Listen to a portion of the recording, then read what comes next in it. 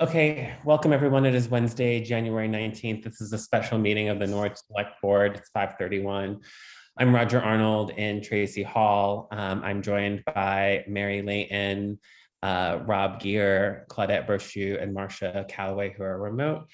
And Rod Francis is also with us in the town manager's office, and Miranda Bergmeyer, assistant, is with us, and some members of the public.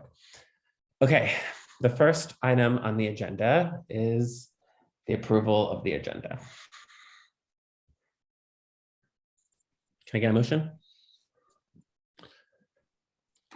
I move to approve the agenda. Okay, is there a second? Second. Okay, made by Mary, seconded by Rob. Any discussion? Okay, all in favor, please raise your hands. Okay, unanimous. Thank you. Next item on the agenda is public and select board comment. Are there any members of the public who wish to make a comment for items not on the agenda?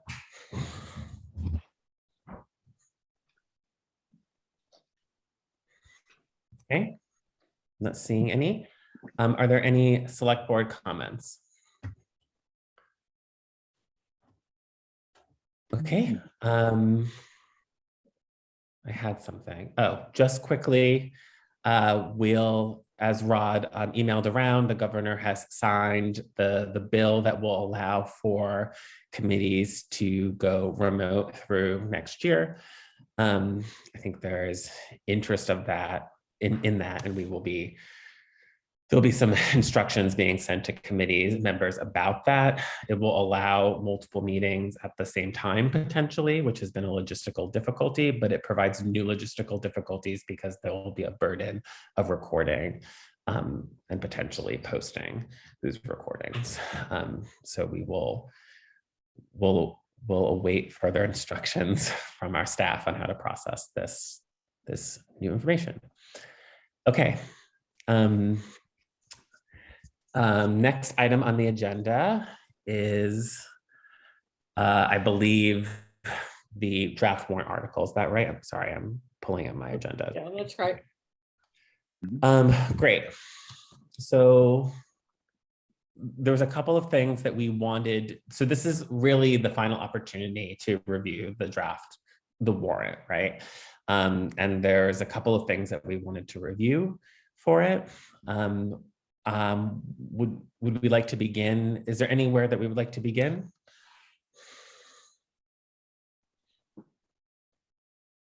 Go ahead, Marcia. Just had a couple of things I noticed. Grammatically there, or stylistically, there's a missing space before the citation in Article 6. There's a missing space between the words accordance and with in Article 40 in the last line. Okay. And then, do you want substantive things right now? Yeah, I appreciate that. So I think for stylistic or corrective matters, which is always appreciated, and this may very well, I believe this will be proofed, but nonetheless, please send that directly to Rod. Feel free, and let's, as you say, let's discuss substantive matters. How's that? Okay. Go ahead. So, we had purpose statements in the draft, and I don't know, but I would prefer that they stay in this because I think some people just don't read the town report. And so I think it's important that people understand what they're voting for. Okay. In every possible way, they should be given an opportunity to know what that means. So that would be Articles 7, 8, and 12. And then in Article 7, just scrubbing this over again, it seems like the language any fund balance after small I is too vague and implies that all excess monies will be transferred to the emergency reserve fund. So I'd rather suggest something like the language being changed to future transfer of unexpended monies remaining in the general fund from the prior year's operating budget to be approved by the voters. And I would capitalize the types of funds so that it's not just a reference, but as Rod said, when people look back in time, it will be helpful for them to see proper names of things. Then I have a question about the Emergency Reserve Fund.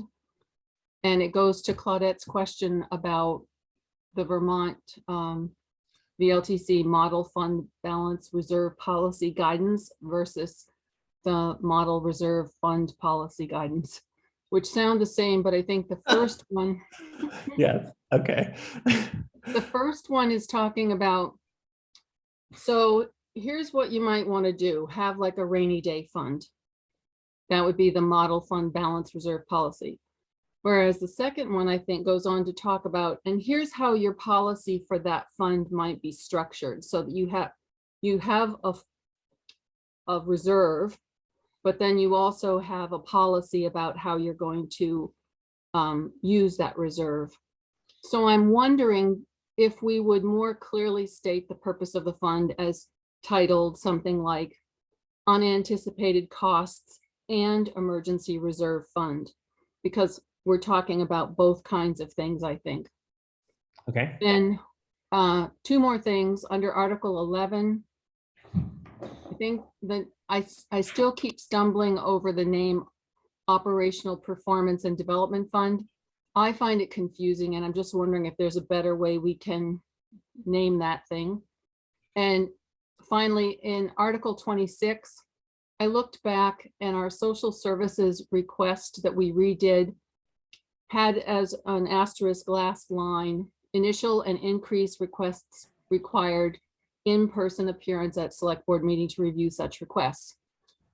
Why I think that's important vis-a-vis the library is I'm just wondering if there's any way that having a record of that increase in a year of the pandemic could somehow invoke the ARPA funds, specifically if there was some need being addressed at the library where technological improvements were helping people to access government programs or just high-speed internet in general, you know, just something like that. So I thought it would be good if we could have some sort of even retro presentation for that, which we could approve if we could use it for something under ARPA.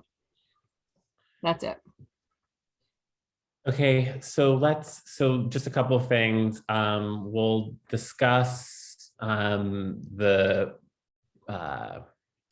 mission statements. What was it? The purpose statements.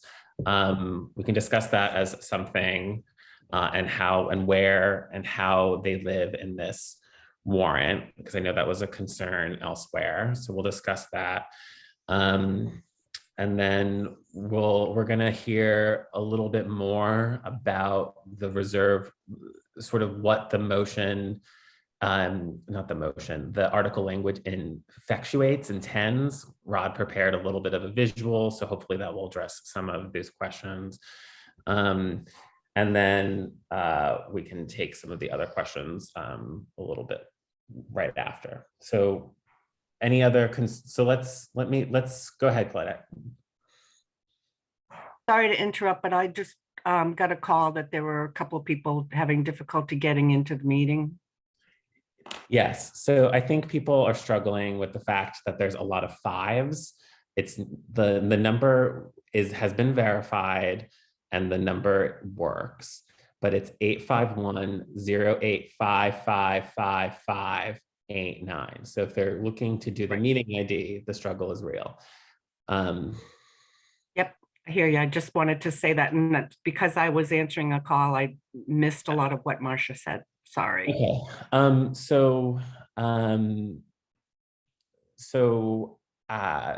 Short of,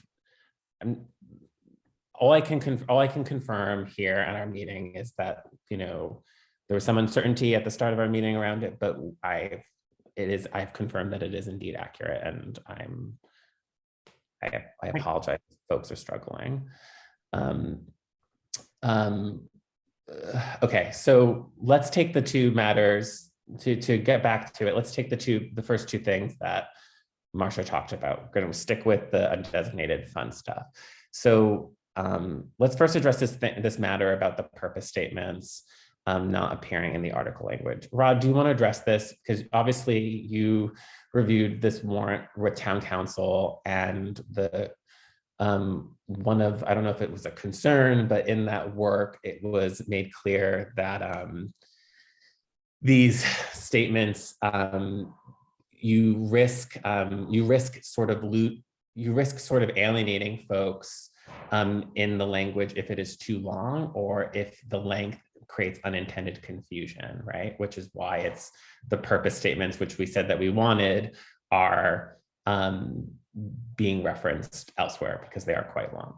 So do you want to address that first? And then obviously you've produced the articles and the purpose statements in a document for us.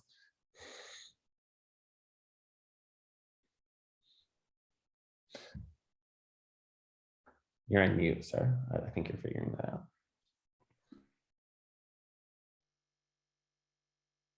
Sorry about that. I can't see myself when I'm screen sharing. It's weird. Okay, so as you can see from the document on the desktop screen, what I've done is place the text of each article that has a purpose statement on one side of the table, and then put the purpose statement on the other. I'm more than happy to work through with people changing the purpose statement, or refining the language of the article, and in line with what Marsha was suggesting.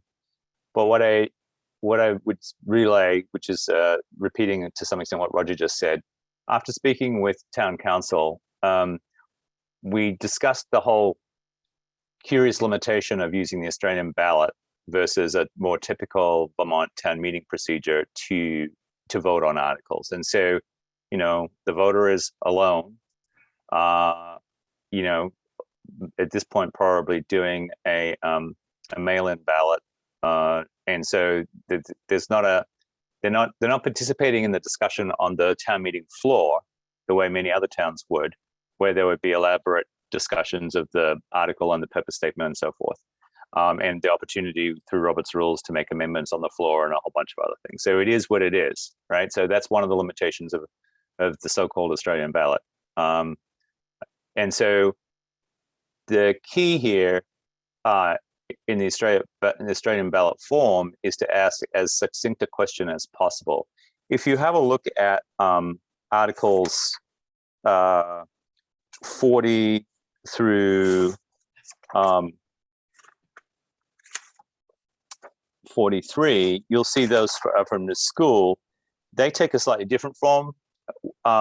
They ask a succinct question in the length of a fairly short sentence, and then some of them have an explanatory couple of sentences afterwards. So if you look at Article 42, for instance, so this is not from us. This is the way the school formulated it and got around this issue of conveying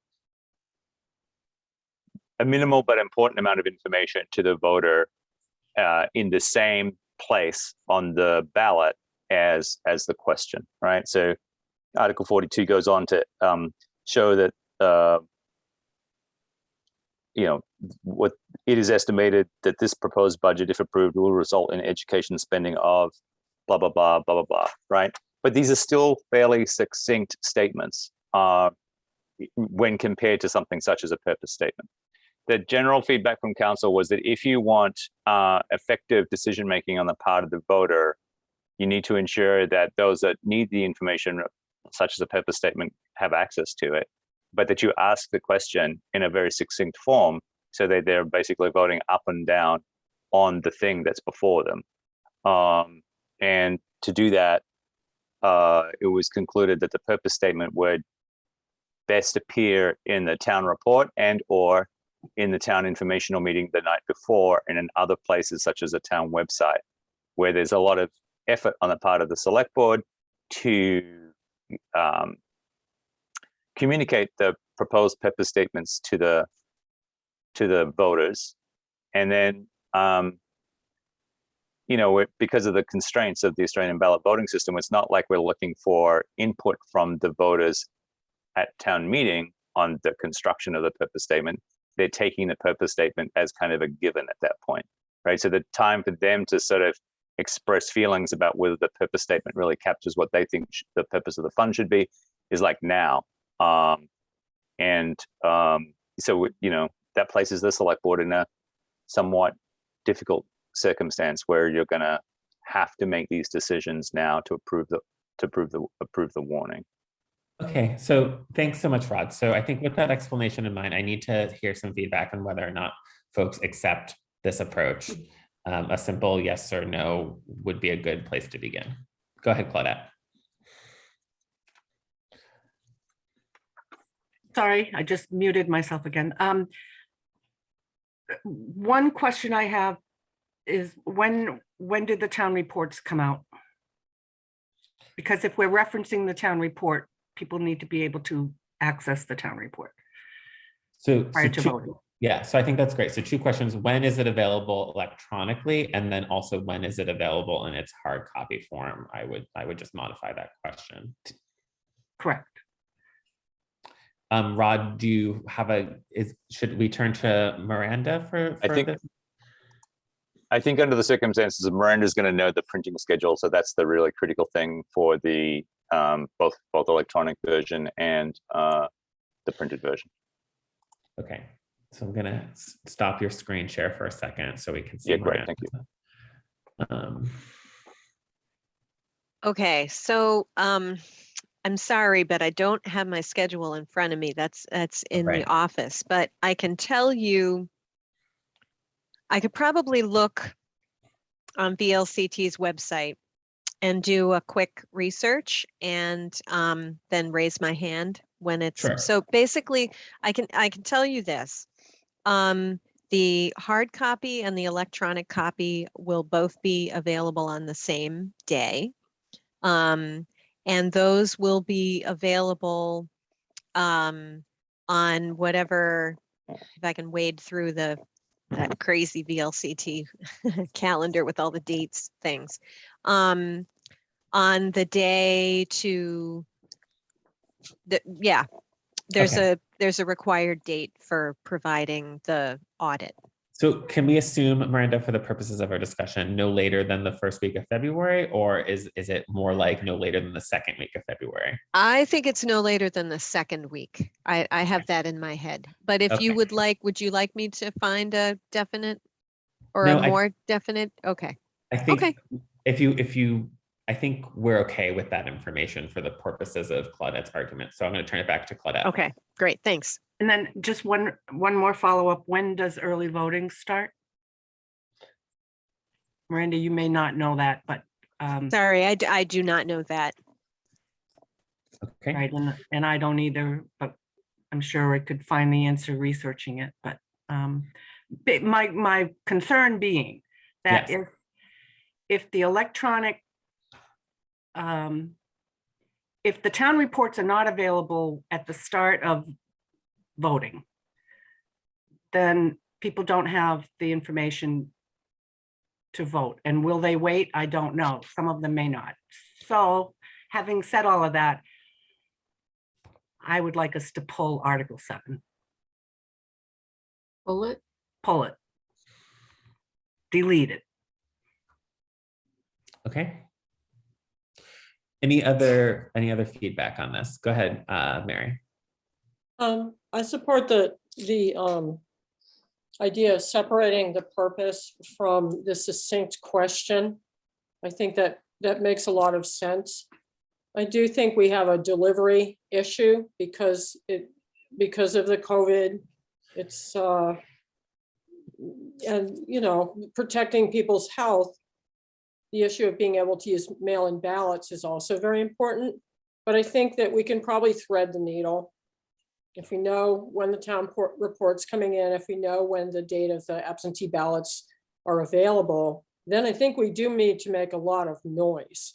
We need to make a lot of noise, like, look, electorate, it's a little bit crunchy because of the health situation.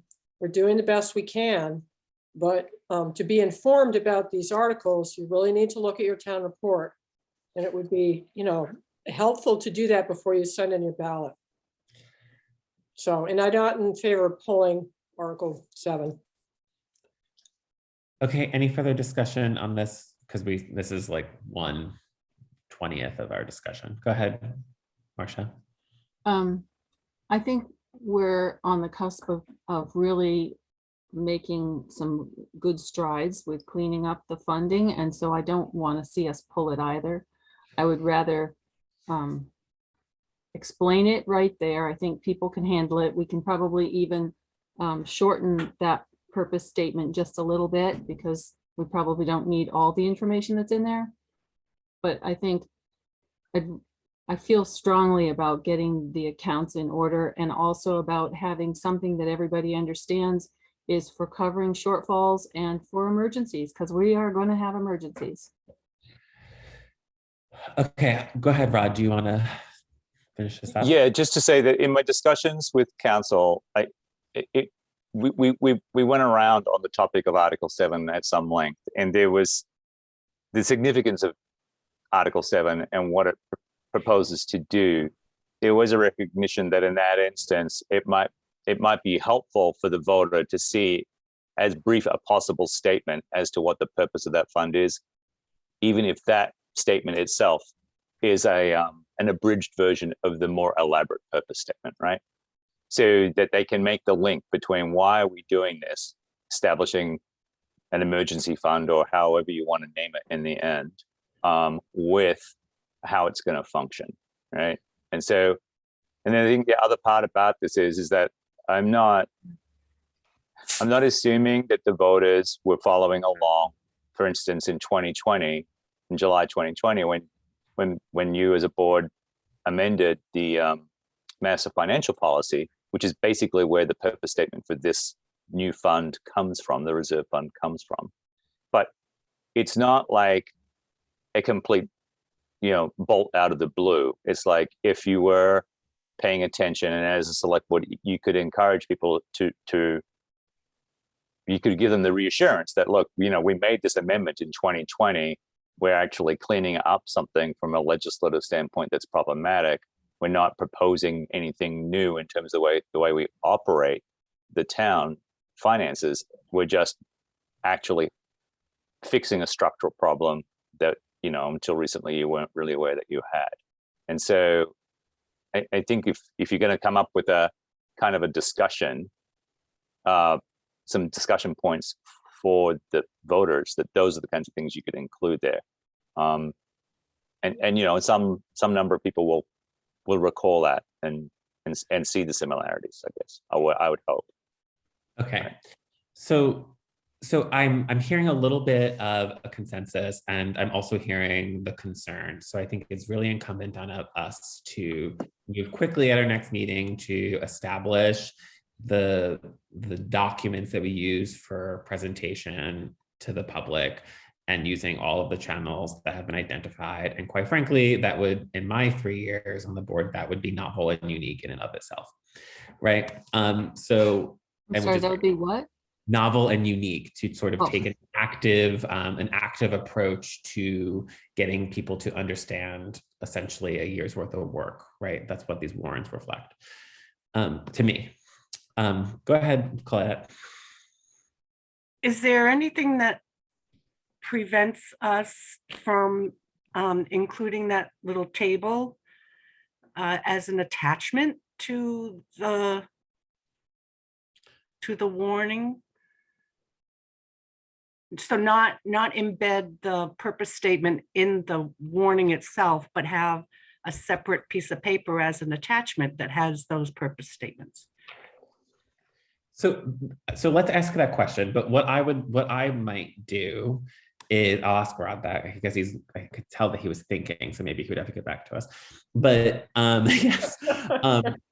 My concern is if you reference the purpose statement and its location as heavily as this does, people may choose to throw up their hands, right? I don't want to speculate too much on the voters, but if they throw up their hands and be like, well, I can't possibly vote on this either way because I don't have that purpose statement as reference.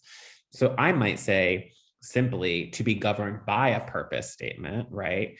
And then just, talk a lot about the purpose statements consistently in all of the channels, right? So I might not make people feel like they need to look it up. I would just make people feel like we've done the work in creating one. but I totally hijacked the question. So I want people to react to me, but I want Rod to answer Claudette's question, which is, but how can we get these purpose statements more closely to the ballot, if you know the answer? I'm still thoughtful about it. I would want to check with council. I think that you could include a informational sheet separate from the ballot to a postal voter, which is how we're going to do it, right? And then I would want to have that vetted so that, the suggestion that we're sort of trying to tip our hand, like push the outcome. I get Yeah. what you're saying. We don't You know, want to there's- have to.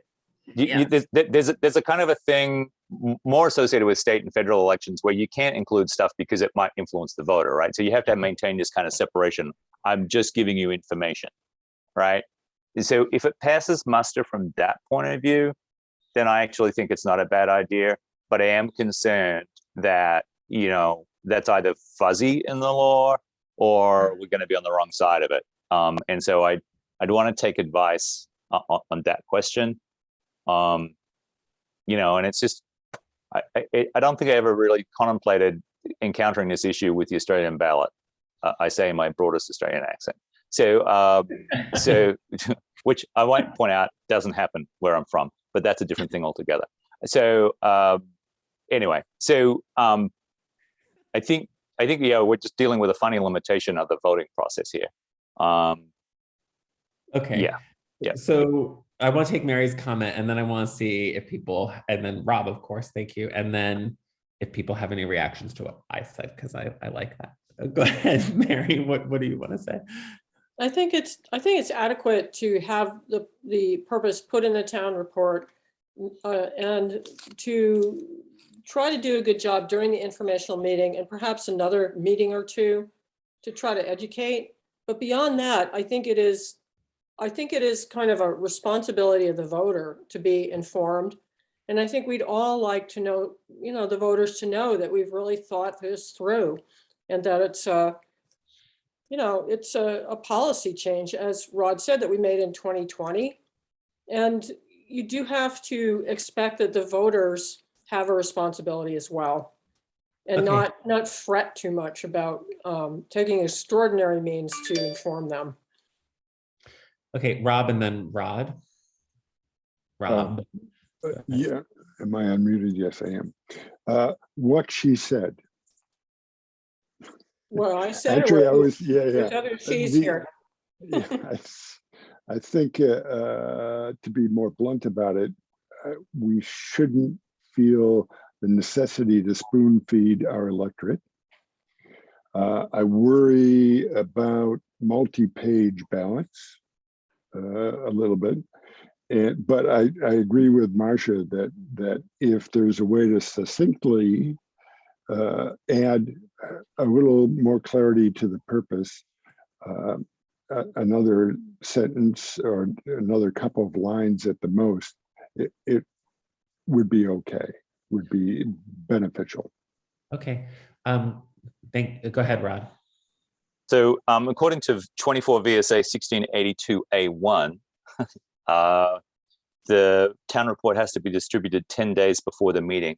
The question then therefore becomes, at what point do we open early voting on town meeting? And I don't know the answer to that question or what the customary setting is.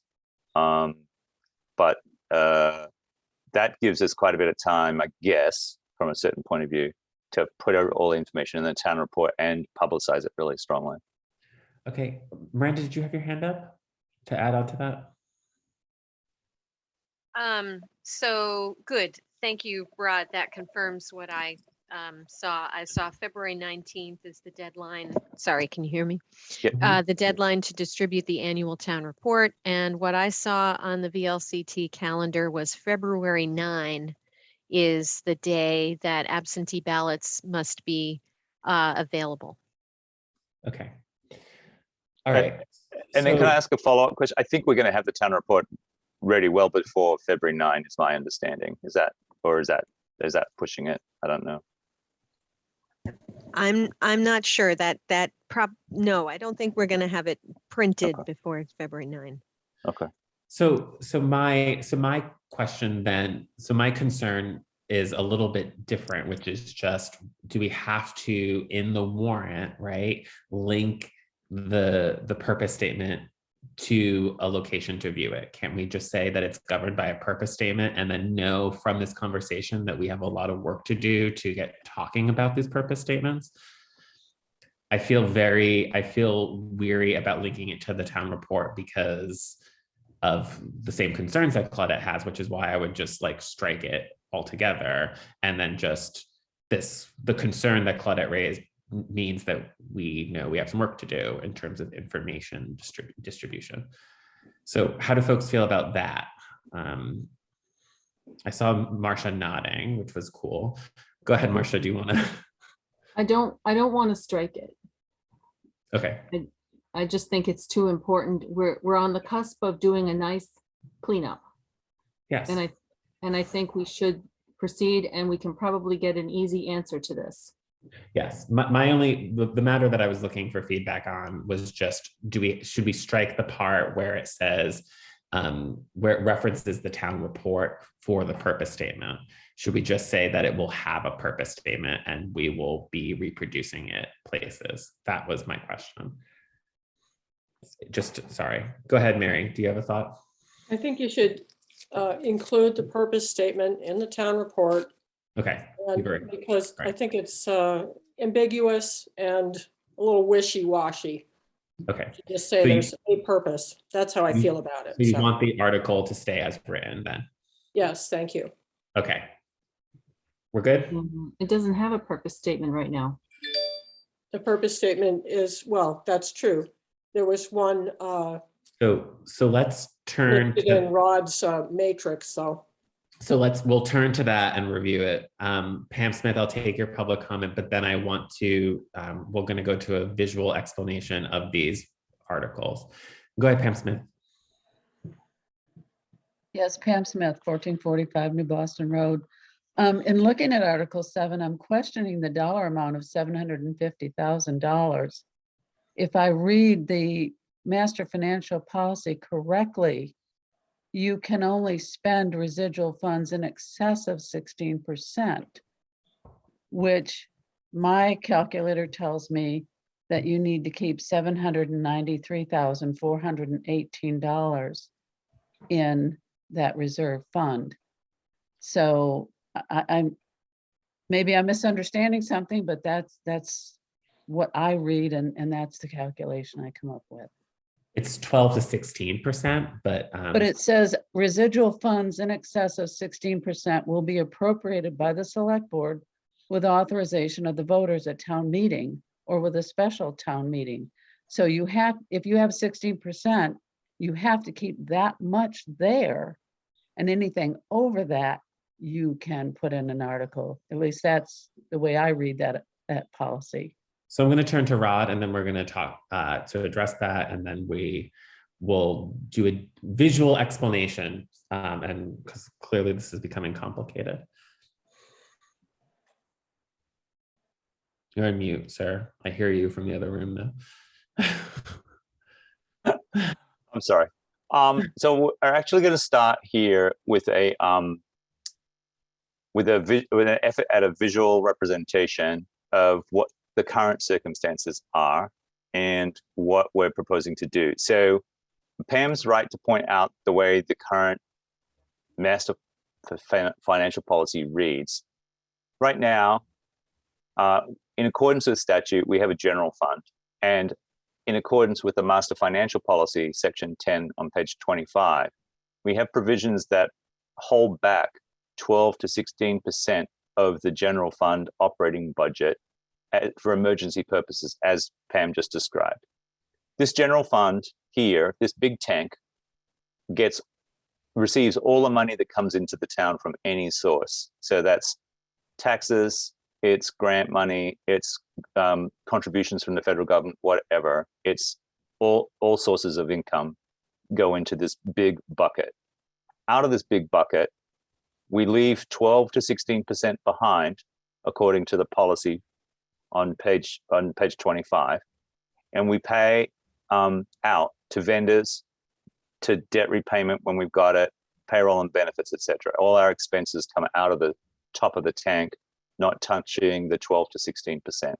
And then also out of the top of the tank, we pay into so-called designated funds, which we've now learned is a problematic term. And so right now we have about 45 of those, excluding the ones we're creating with this warning that we're trying to refine right now. And so the annual budget makes allocations to establish designated funds through here. And the master financial policy provides for maintaining a balance in the general fund, this area here, the 12 to 16%.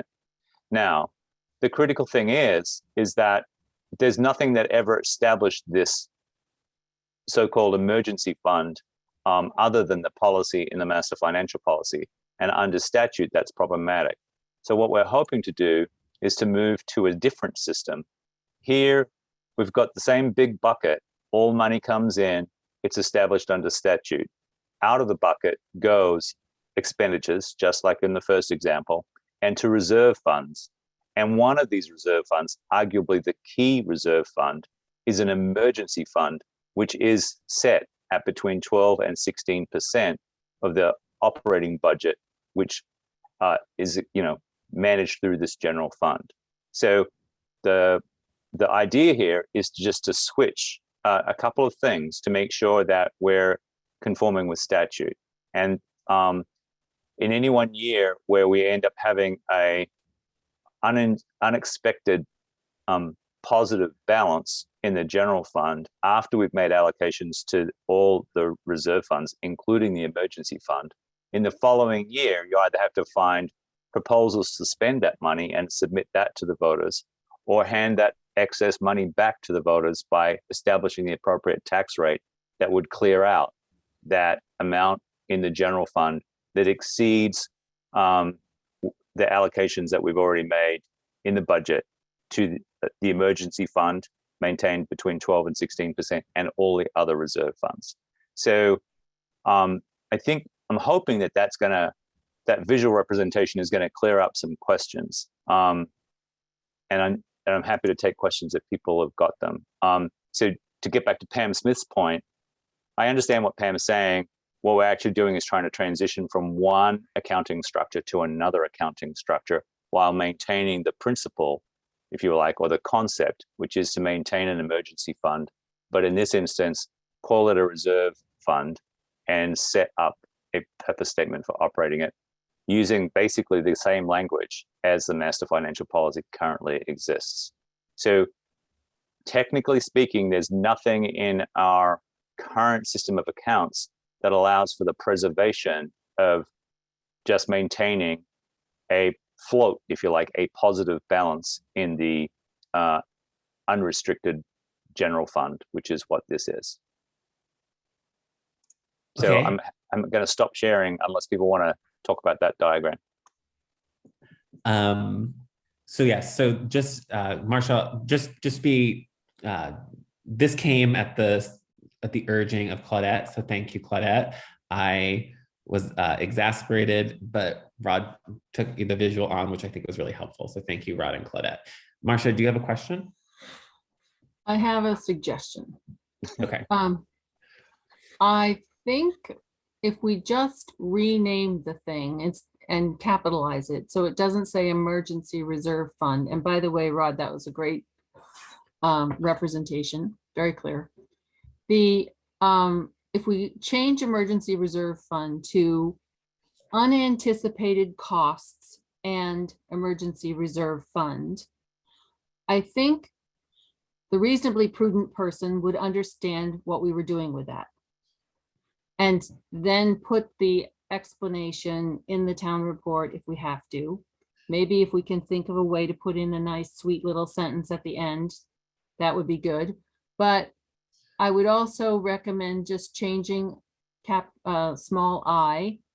So it says, future transfer of unexpended monies remaining in the general fund from the prior year's operating budget as approved by the voters, which allows us then to do what Rod showed on the visual, which was say to the people, we've got this much left over this year. We'd like to move that into this unanticipated costs and emergency reserve fund. That also gives us, by the name of it and the explanation of it, the purpose, gives us the latitude to say, oops, we underestimated the cost of X this year. We didn't have enough money, so we're going to take it from that reserve, or we got flooded again and we're going to take money from that reserve for whatever. Okay, thanks, Marcia. Rod, how do you feel about adding the unanticipated language to this based on some of your conversations with council and otherwise? I don't see a problem. I think if other people agree with Marcia that it would help voters imagine the purpose of the fund better, then that's fine. You know. Great. Yeah. So how do board members feel then? Are we nodding, or?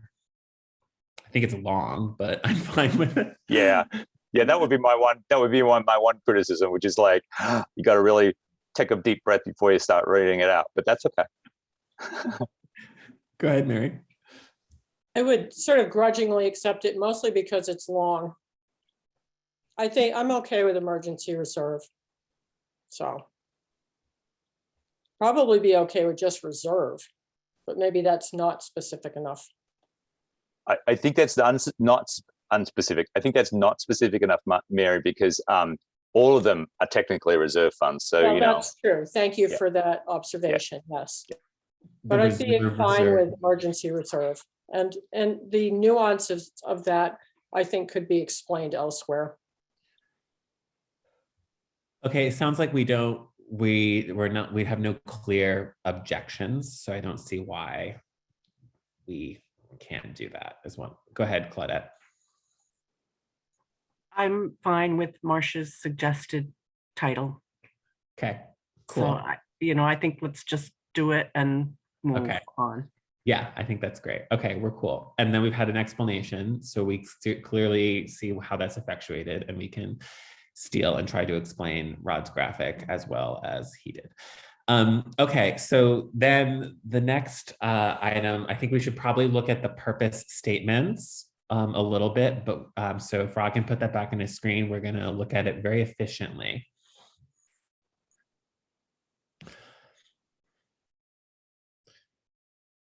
Okay, so here you're seeing Article 7, which was the item we just discussed, and the purpose statement, which was pulled right from previous work that the board did from previous policy. So in looking at this, do people have any substantive issues with it as committed here? I think it's fine. I like that it's succinct, and it mentions numerous typical reasons that the fund might be accessed, and it also includes other unforeseen circumstances, which covers, other things that might come up. Okay, and unforeseen, I think, is a synonym for unanticipated. Go ahead, Marcia. I think 7 we've sort of talked about, so Great. I'm okay with that. I'm still questioning the word performance in number 8, the operational performance. That just doesn't say anything to me. Okay, so for this, Marcia, I'm just going to ask if anyone would like to continue the conversation on that. Do board members have any alternatives or any issue with the word performance in the operational performance and development fund? Okay, I'm not seeing any, Marcia, if that's okay. Can Go you ahead. just tell me what you think it means? I mean, to support reviews, technical studies. It's the word performance, the development, I don't know. Well, wouldn't You're all happy with it? I think the word that comes before performance is key. So it's not the performance, it's operational performance. So I think they go hand in, I think they're linked. So you want to be able to look at the performance of your operations, right? In your town government. It's sort of like, how are we doing? And how can we do better? It's sort of So a go ahead. metacognitive thing. Oops. Oh, thank you, Mary. Sorry, it's awkward Yeah, with the screen I share. just jumped in. Claudette, I have no it's fine to me. Okay. So with that, I'm just going to move us on if that's okay. So thank you. And then Emerald Ash Borer, the mapping and remediation. So do we want to change remediation to response? Yes, Rod's already on it. I wish we could Okay. remediate. Right. How about response to the, or actually, yeah, fine. I'm not gonna. Mapping of and response to. Mapping of and response to would be good. I think so also. Is it Okay, affected or so- affected? Affected or infected? Yeah, we got the right prefix there. Thank you. Okay. Or- Affected might be the feelings of the trees, right? Yes. Okay. All right. Now, And with I think that, that's important. Okay. Yeah, well, just to be precise. Okay. So, Rod, I'm going to ask you to stop sharing your screen. Can I just ask one favor of Masha here? She had really good wording for changing the language of Article 7. If she could send it to me in a quick email or something, that would ensure that we get that part right. So thank you. Yes. 2 And seconds. there was Thanks a lot, Masha. And I think there was consensus of it. So I feel like Okay. Yeah, that's another good follow-up. Just making sure that everyone's comfortable with that. Okay. So Okay. Thank you. So let's move on to other articles and then we'll quickly follow up with that point. So any other articles? So the only thing I will say is, like, some folks who were invested or interested in the Beaver Meadow conversation have not been able to join. I've gotten some correspondence about it. So I can try to summarize the concerns for the purpose of the discussion, if that's helpful. I think just moving on. So this is Article 11. I think it's fair to say that they are concerned that I believe the argument broadly is that the feasibility study communicated both a preference and of where the sidewalk would be and how it would be proposed, and both reflected an engagement and interest in the community, as did the petition. And there's concern that additional consideration would lead to further delay of the actual project and would be seen, I think it's seen broadly as a step back. My answer, and folks who I've communicated with, is in some ways that is the point, is to take a step back and to think more broadly about this project within other existing sidewalk obligations and planning. So I'll say that. Go ahead, Marcia. I think, as we said last time, we just don't know enough about how much it's going to cost. We don't have any money put aside. We don't have unlimited funds to spend on it, and we can't offer something or be seen to be offering something for which we are not prepared to pay. We need to get people to approve the money, because that's how it works. People in town vote to spend money on certain things.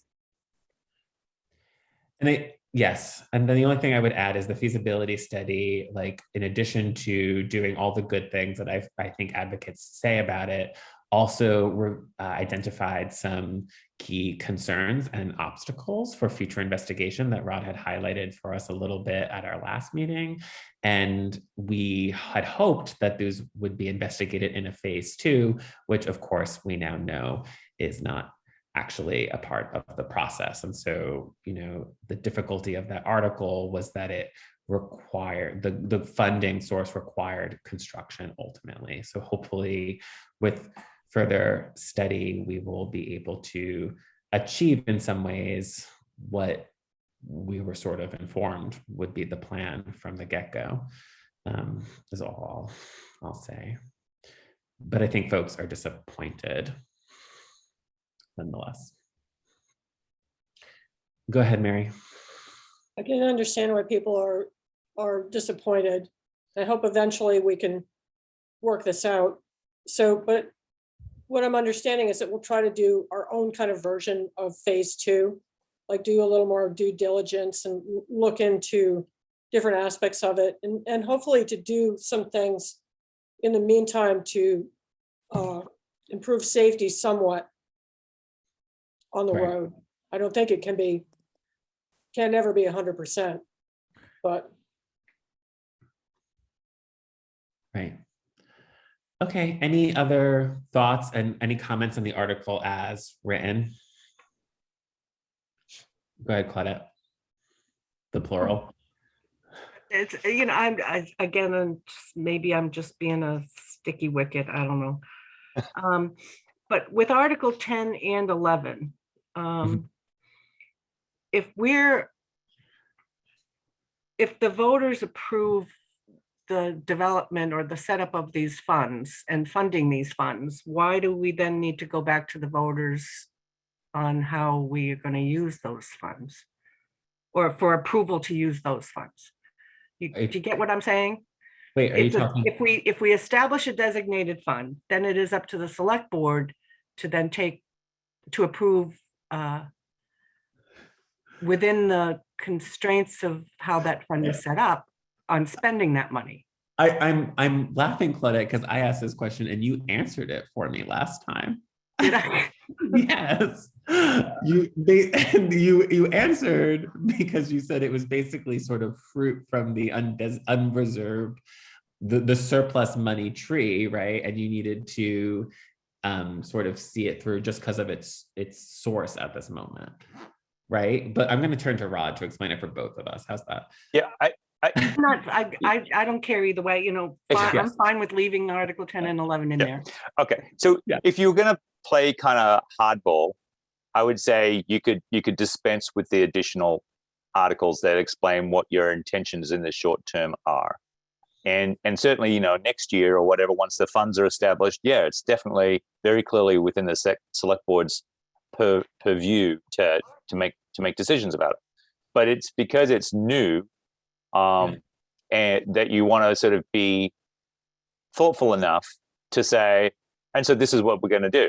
But I think strictly speaking, you could probably delete them. But I think that you're gonna you at least just signaling to your voters what it is that you intend to do with them right off the bat. And so that there's a kind of a degree of Political expedience. It's not political expedience so much as like we're asking for you to we're showing you what we intend to do in this very first year of this thing, right? And so I've gone through the math of this with a family expert on how many times you should ask somebody to vote on the same thing.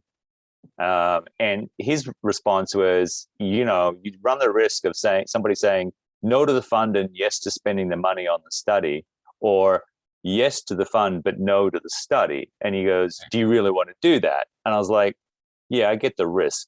But the alternative is that people will ask, well, what are you going to spend the money on? And so you're just signaling our intention in the first year, given that we've just set up this structure, is to do it this way. And so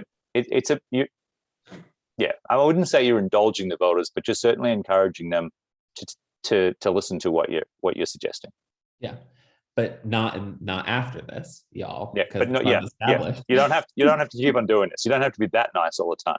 Yes. Okay. Go ahead, Marcia. But I think the elephant is in the table, right? And so if people say, no, we're not interested in sidewalks, bikeways, and trails, then I think that's a meaningful thing. And you have to look at that when you're thinking, oh, what are we going to do with the town plan? If they don't vote for it, they don't want it. So I think, and we're going to have to come back later anyway. If they vote for this, we're going to have to come back later and say, okay, so here's the results of the study, and this is what we're recommending, and we need this much money. So I think we're not going to get away from it. It's out there. And it's better to have everybody thinking about it and have, you know, no dark corners. Everybody knows what's being thought about. Right. Okay. Anything else? So anything else on the warrant? Okay, so sorry, I'm looking at I took some notes from Can I just- Marcia. Can I just ask So about Article 26, look, this is like very awkward for me. The only thing I will say is the policy is to provide feedback for us to put it on the warrant. But if you legally petition and have a statute, then, I don't think you can supersede the law, right? Like, and also the statute for social service agencies is not the same as the statute for libraries. So the form is wrong for them. So I'll just say that, but I can't speak any further, I feel. Anyway. Well, I think we should have the opportunity when people who are regularly getting funds, when they want more, that they should come before the board, and whether we need 2 forms or we can amend 1 form. But I like trails. And so if we've got a trail of why things happened, especially if there's any way we can use ARPA funds for reimbursing ourselves for that particular thing, that would be nice. And it's petitioned, and it'll be petitioned, and it's before it's before the voters, the conversation with the petitioner and the voters, at the informational session. So I don't. Anecdotally, can you say what the addition is for? I won't speak to that. It's not my prerogative. Okay, go ahead. So the Article 20, this $300,000 for the library is what they petitioned for? Is that, okay, then I'm fine with, I'm fine with it. I'm fine with everything else. Okay. All right, and if folks have questions about any of the social service agencies that they would like information, I think they should feel free to individually reach out as well, right? Just because they haven't had an increase doesn't mean you can't check in on what is going on with something, right? Mary had done a little bit of work at looking at the warrant in terms of how the town of Norwich supports childcare initiatives, right? And so she summarized past warrants for the childcare committee, right? And so, board members should always feel free to ask questions of the warrant and speak to some social service agencies and get some information and potentially bring it back during select board comment. If that helps. Go ahead, Claudette. So I'm comfortable making a motion if you'd like. Okay, please, thank you.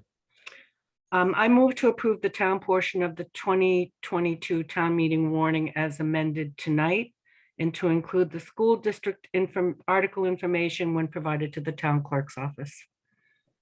Okay, is there a second? Second. Okay, Claudette by Mary. In our discussion, Rod, why don't you bring up the language that Marcia had provided just for Article 7, just one last time, quickly.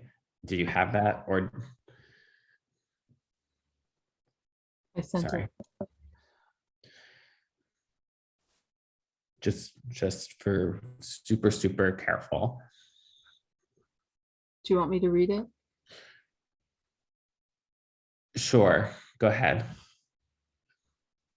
It would be after the small I. Mm-hmm. Future transfer of unexpended monies remaining in the general fund from the prior year's operating budget as approved by the voters. Okay. So that's the language that will now be added. That's the as amended part of Claudette's motion. Okay. All right. So then, As well as the Marcia wanted to change the title of the emergency reserve fund to include, Yes. I can't remember the, Unanticipated spending. Costs. Unanticipated costs and emergency reserve fund. Right. Okay. So we're good with that. Thank you, Rod, for putting that up. And now I'm gonna stop sharing. Okay, then with that said, all in favor, please raise your hand. Okay, thank you so much. The next item on the agenda is just, I think we can be very quick with this. I think we were talking already about town, about getting more information to the voters, having information sessions like, Claudette in our agenda setting raised the concern of possibly, moving the informational session to be able to accommodate like the current conditions. So that is available to us, or we could simply, also add additional informational sessions. I haven't been in contact yet with our moderator about whether or not these would be solely board member led discussions, or if John Carroll may, as moderator, be willing to possibly play a role in additional informational sessions, just perhaps without the full pomp and circumstance of the statutorily warned information session. So I think for tonight, I would like to know if we would like to do information sessions, and then how many, and then I think we should take to email to schedule them. Go ahead, Claudette, I think was first, and then Mary. so I think we would need at least, at minimum, one more mid-February informational meeting.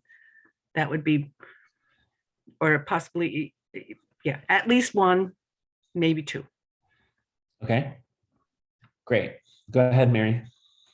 I think there should be one. I think it should not conflict with candidates night, which is also pretty important. And I assume that we're talking about the municipal side only. We haven't, reached out to the school board. I don't know if they're interested in that. So, Yeah, I was thinking municipal only, but clearly if they wanted to, I would on the bandwagon. I right? would say that we could put out the invitation to the school board, School board. but the intent would be for the select board to go over, especially Article 7, 8.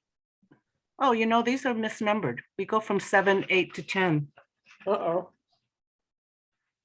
7, 8, 10. 7, 8, 10, the articles. Oh, Oh my, uh-oh. ruh-roh. Oh no. Good Good spotting. job. Oh my goodness. So Anyway, yeah. Well, I mean, with that in mind, should it be a focused advertising that it is about those particular, or should it just be in general? Well, for instance, if people had questions about the special articles, should we invite all those social service agencies too? So I think for something like, I don't necessarily want to run, I'm happy to extend it, Second meeting, yes. but I don't want to run the full planning of Sure. that kind of event. Okay, I'm fine with that. I just want to be clear about what we're offering. So that the traditional informational meeting is everything. But if Yeah. we're going to hold another one, we just need to be clear in our advertising about what we're trying to explain. So why don't we do this? We'll do 2 additional informational sessions. We'll talk about the articles that we've been discussing tonight, essentially, and we could also talk more broadly on some of the other work that has happened this year. So the only thing I would say to that is a progress on childcare in Article 36, but I don't think we haven't gotten their reports yet. We haven't heard from that. So now, as I'm talking out loud, I think we should just have an informational session on the warrant stuff, and we'll be good. yes, that was my Okay, That was And I my think it's intention. important to me they don't conflict with candidates night, whenever that is. okay, I hear you, especially since, yes, I'll have to go to both. So just Okay, a procedural thing now, Roger, just because we found the misnumbering, is Yeah. that something that should I amend my motion to also include the renumbering of the articles? I think you should amend, I think you should make a motion to request maybe like proofreading or just something more general that doesn't have us revisiting the previous motion. The motion's pretty general. I don't think it refers to the numbering. Yeah, and I mean, So I think I'm glad that you spotted it. We approved the warrant. Here, as how amended, about, we did it as amended. yes, as amended. So do you want to make a motion to revise the warrant as further amended? How about that? So I move to approve the warrant as further amended, specifically the numbering of the articles, Okay, is to there a correct the second? numbering of the articles. Okay. Is there a second? I'll second that. Okay. Any further discussion on that then? Go ahead. I just found another misspelled word. Somebody's gonna look at those? So yes, so what I would say is there's a proofing process that goes into this, right? Like, so I would say that I'm going to say in this discussion that there's a proofing process that is implied in all of the work that is done, and that we are just further noticing some things. And so if you notice typographic or proof things, send them, but you should rest assured that they will be addressed. Okay, because there's two more in the school board portion, so I didn't know if anybody would be looking at that too. Go ahead, Rod. Yeah, for the school board section, I just literally cut and paste what I had. So so if there are errors in there, I'm happy to correct them if they're simple typos, but I obviously don't want to get into messing with their intent. So yeah, but if they're just typos. They misspelled pupils and stuff. Yeah, I think actually what I did was I converted it from a PDF to a Word document to do the cut and paste, and I think it's Adobe misreading letters in Word. Okay. It could be that simple.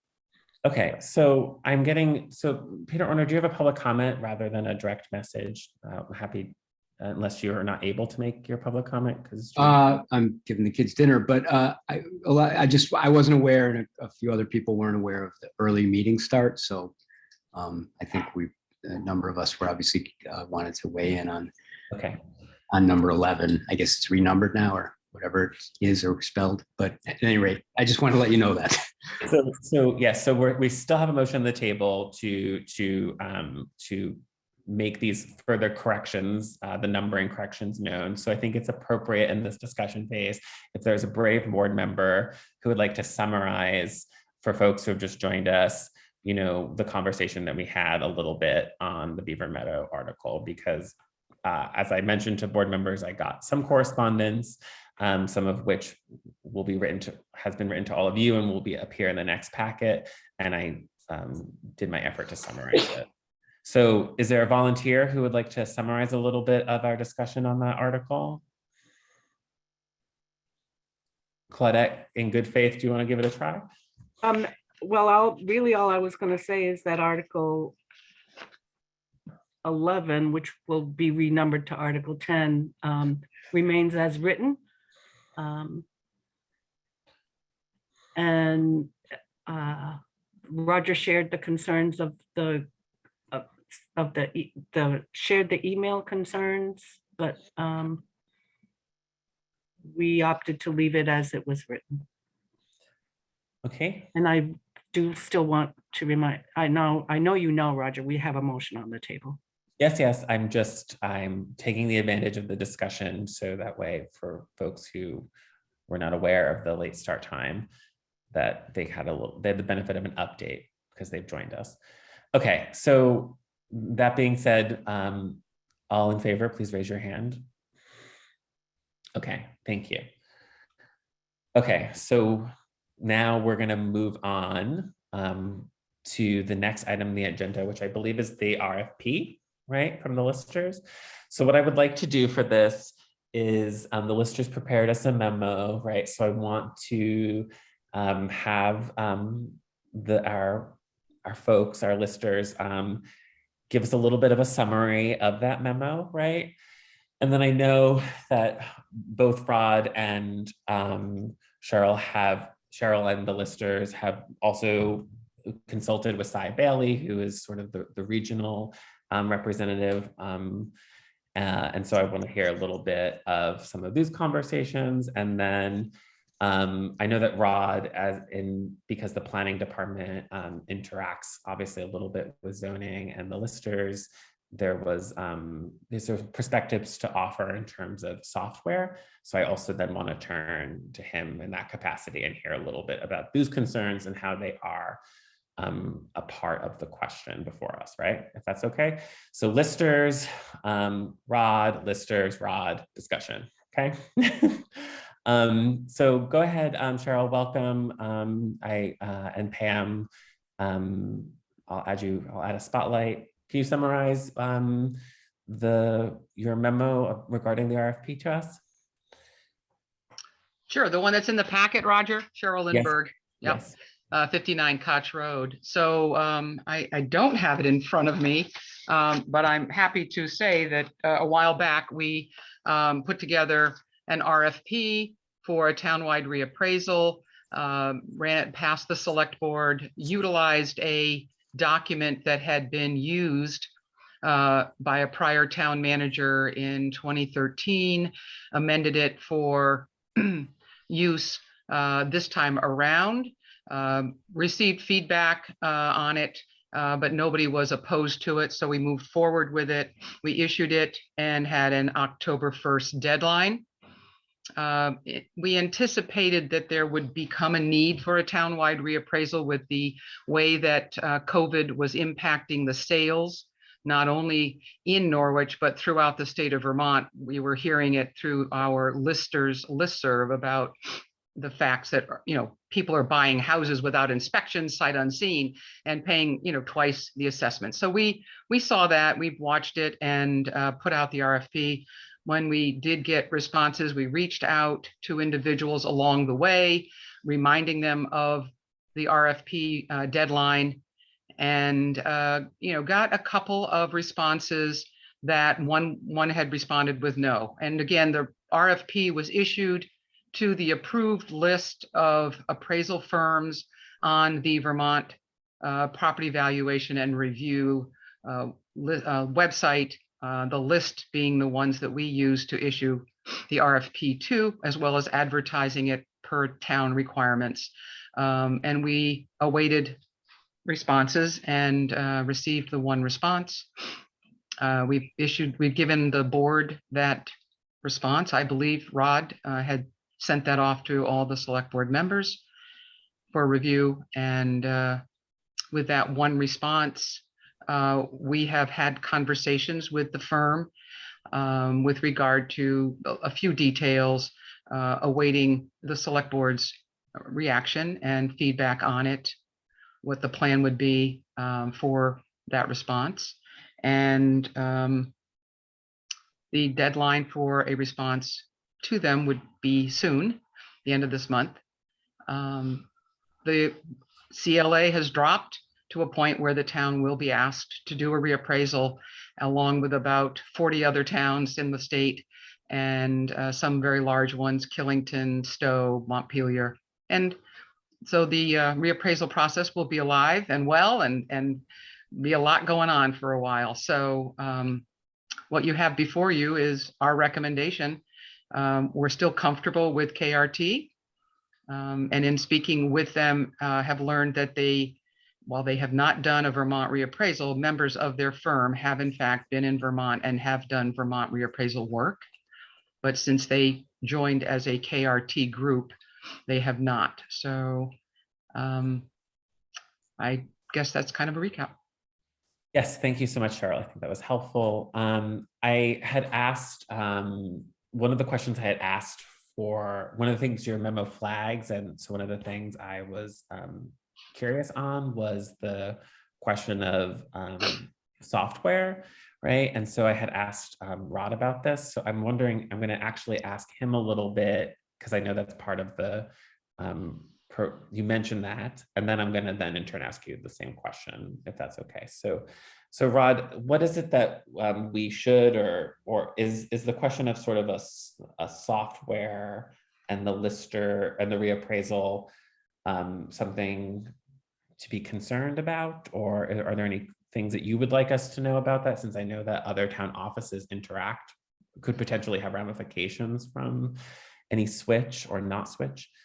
That was clunky, but I think people know that you're going to talk to us about software now. Okay, I'm going to try and talk to people to you about the software choices. So the RFP that the list has issued made it clear that the software question was a big one, and flagged the potential to select a different software package from the one they're currently using. I don't want to get into too much of the weeds here, so I don't want to keep it at a pretty high level. If people want me to give more details, or they have more detailed questions for Cheryl, I think that's useful, but I want to try and just keep it at the overview level for now. The software package that I think that the listers indicated that they were interested in shifting to from Patriot was to NIMRIC, which and the kind of software that we're talking about here has a particular acronym, computer aided CAMA, right, which stands for computer aided something or other appraisal. I can never remember what M stands for. Anyway, so what it does is facilitate the actual work of the reappraisal, and then it facilitates the work of the listers and the town assessor on a day-to-day basis. And so there's kind of like a software contract embedded in the project of doing a reappraisal. And different firms, different reappraisal firms, have a preference or have familiarity with certain software packages and not others, or the software and the firm is really closely tied together. Now, basically, the firm has their software, and when you take that firm, you are basically accepting that you're going to work with their software. So, and that's the way they package their deal, and that's the way they put a price on it, those kinds of things. Like any other big software choice, and this is a really big one. This is the way we work to figure out what taxes we're going to get paid. So it's a very important software choice. And so I think that KRT has shown in their response a willingness to work with the listers and the town on whatever software they finally settle on, and note that if it's something that they're not familiar with, then they're going to have to figure out, they're going to have to adapt to that and talk about what that actually involves or entails. I think the listers have selected NIMRIC. One of the things about NIMRIC that's important to acknowledge is that the base price for NIMRIC doesn't include the sketching module. The sketching module is what listers use to draw the footprint of a structure, and that ends up being an important part of information that's on file. So there are differences in how good the software is at doing those things, and then there's differences in the way the software just actually connects with the rest of the town. So all I'd say here at this point is that obviously the listers are the key users of the software, so they need to be happy and content with the software choice that they make, but that there are implications for the rest of the town about the software choice, and just having some time to make sure that the software vendor is somebody that we're comfortable with, given the significance of that software choice, is a really important thing. And it's hard to kind of get at that when you've only had one response to the RFP. So in talking to Cy Bailey, in talking to other assessors in the state, and looking around, the advice that I've received from multiple sources is that you could basically, what the people are encouraging us to do is just take a step back and schedule a bunch of demonstrations from various software providers or people that do reappraisals, and have them demonstrate their software. And then in that process, the town staff and the listers working together would develop a reasonable level of confidence in the software vendor that they were going to select. And I guess in that way, it would be similar to the process that we went through to select the managed care provider, CCI, that we went through, right? So we had an RFQ, then we whittled it. We had more than 10 responses. We whittled it down to 4. And then we extensively interviewed each one of the 4 finalists before the small group came up with a recommendation. And so given the central nature of the software for the way the town operates, I would just suggest that that's a possible proposal. And it, certainly Cy Bailey seemed to encourage us to think along those lines, that basically you get the vendors to demonstrate what they've got, then you sit and think about it. We've got enough time to do that thinking and reflecting. And then there's another layer in here, which I don't want to burden you with too much, except to say the state in their own schedule has rebuilt things. And so they've undertaken a contract just recently with a New Hampshire firm to completely do the way the state does the grand list. And so that contract and that software will take precedence over the software that a town chooses to do their function, which is to do townwide reappraisals and to maintain a grand list. So there are big, deeper changes afoot that also might make us rethink how or when, like what software we want to go with.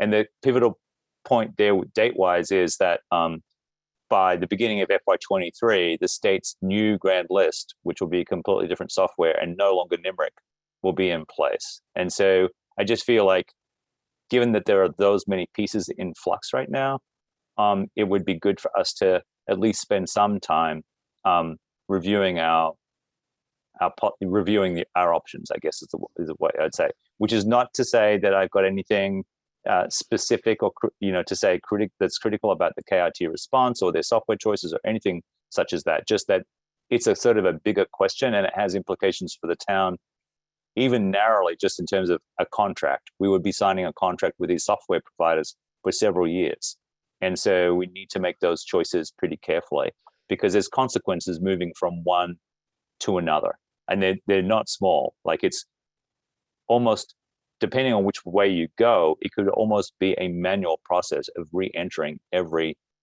entry for every property. It's not a small undertaking. Thanks. Okay, so I think that information was helpful. Thank you, Rod. But I do, Cheryl, do you have anything to, because I know you talked about the software in your memo to us. Do you have anything to add or contextualize a little bit from sort of? Yes, I do, Roger. Yes. Go ahead. Okay, so first of all, CAMA software is the computer-assisted mass appraisal software that is used to assess all of the properties. The use of a software package by the remaining groups of the town was a NEMRIC grand list that individuals in town had access to. The Assess Pro currently used CAMA software would be rolled over at grand list time into the NEMRIC grand list. The state had and as Rod has said, the state went out to bid and decided they were going to be in charge of the grand lists and they were going to have a software package for all towns to use. So that has been going on for a year or two already and is underway with verification of sales starting this month, this year. And we're starting to do that in that new software program. We have no choice over that. No town does, and that's the way that will go forward. We do have a choice on the CAMA software. Currently, KRT is familiar with the Assess Pro CAMA software and knows how to use it and is very familiar with it. And in fact, may even be working more closely with the Patriot Properties Group to promote that software in New Hampshire more and Maine. So it's already it's in Massachusetts. That's a Massachusetts-based software. So the point of the matter is that in looking at the fact that we had already purchased the NEMRIC CAMA software years ago, we looked into, at the time of the reappraisal, would we want to move over to the NEMRIC CAMA software or not? And what would that cost be? And it wasn't that expensive, under $5,000 to make that change. And our current contract assessor has said many times, if you're going to make a change in your CAMA software, do it at the time that you're doing a reappraisal. With that fact, and the fact that KRT is familiar with AssessPro, maybe it's not necessary to change CAMA software at this time. The listers have found it cumbersome, and Spencer, our contract assessor, has had difficult times with it. Support being one of those issues. So when you work with NEMRIC and you work with the grand list or the general ledger or the dog and cat license, you get support every day, all day long from NEMRIC. That's not the way it's been since the prior contracted assessor walked away and was the one that knew how to use that CAMA software. So the frustration exists. Now today, the support of that software is the most frustrating piece. If KRT knows how to use it and can support us, that becomes a different story. There's no cost to continuing with that CAMA software. Okay. Board member questions or comments? Go ahead, Marcia. So that was a lot, but if I can sort of recap what I think I heard. We have got NIMRIC, which we use for general ledger and stuff, and it may have a module that deals with properties for listers. And the state is changing from NIMRIC to something else, but I didn't hear what they're changing to. But I'm just wondering, it strikes me that assessors, I'm just wondering how much use it would be to have a demo of software if the software is like the carpenter's tools and we can't find any carpenters. I'm just wondering, is that sort of backwards? And how important is it to match up with the state with what they're doing? Or is it not important at all? And in addition, how important is it for the listers to be using NIMRIC, and that may somehow feed into the rest of our accounting because it's a module of the same thing that we're using. So I'm sorry if that's not clear, but I'll do my best. Okay. I'll do my best, Marcia. If I may, Roger. Yes, So Keisha. NEMRIC, Marcia, NEMRIC has a lot of modules. The only module that we will no longer be using is their grand list module until when the state finalizes the switch over. It's going to take time still before that finalizes in 23. Step by step, we will move away from the grand list module of NEMRIC, and all towns will be using the state purchased software. They will not tell us which assessment software to use. The CAMA software piece is not being dictated to us town by town. We will pick our own, and those CAMA software providers need to be able to have it work with the state's grand list. So it's incumbent upon the CAMA software owner to make it work with the state's grand list module that they're going to have. So I hope that helps you understand. NEMRIC will be our grand list module this year for the last time. Next year at this time, it will be all folded into the state's grand list software. So the impact is nil on accounting and town clerk modules that are being used in the NEMRIC by NEMRIC's. So just to be clear, I see that Marcia has a follow-up, but just to be clear, Cheryl, there's the question of the NEMRIC for the grand list, but there's also the question of CAMA needing to interface with NEMRIC or whatever the state eventually directs. But I've heard, and I just want to sort of call the question on this. Are you or are you not satisfied, the listers, with the CAMA software? Okay, so back to the beginning of what you said about the NEMRIC grand list module is going away. It is not Yes. going to be Yeah. what we're going to be using. Okay, that's Yeah. that's a done deal by 2023. Yep. Okay, the state grand list software will be the software we all use. Yep. Are we content and used and happy with the current CAMA software? There are parts of it that we are okay with. And Pam Smith could certainly add to this conversation because she's very knowledgeable now as well. It would be a much better CAMA software if we had more immediate and helpful support from the entity that owns it. And that entity ownership changed back on July 1st of 2021. And we were not informed of that. And we began needing support and couldn't get it and found out all of these things that have occurred. It has been a frustrating process, and we have just ironed out an updated version of our license and support agreement that we've sent back to Patriot Properties for their review. And eventually we'll talk to Rod about the signing of it. But it has been the support side of the agreement that we have with them that has been unfulfilled and frustrating, and taking days and a week at a time to get a response on something. Okay, thank you. Marcia, do you have a follow-up? Yeah, so just to be clear, CAMA is not like NIMRIC and Patriot are not types of CAMA. CAMA is a third option, no? No, So CAMA is the creature and these guys have the Patriot is one of Yeah. those, Okay. right, okay. Yeah, Rod, yeah. do you want to go ahead? Yeah, so CAMA is a type of software. The acronym stands for Computer Aided Mass Appraisal. And so Right. lots of vendors produce a product that fits that Got it. category. And they've got different brand names. Patriot is one, Assess Pro is another, Vision is No. another. Assess Pro is Patriots. That's right. Assess Pro is Patriot, and then there's others as well. But yeah, so yeah, NEMRIC uses one. Okay. yeah. So there's different products, I guess.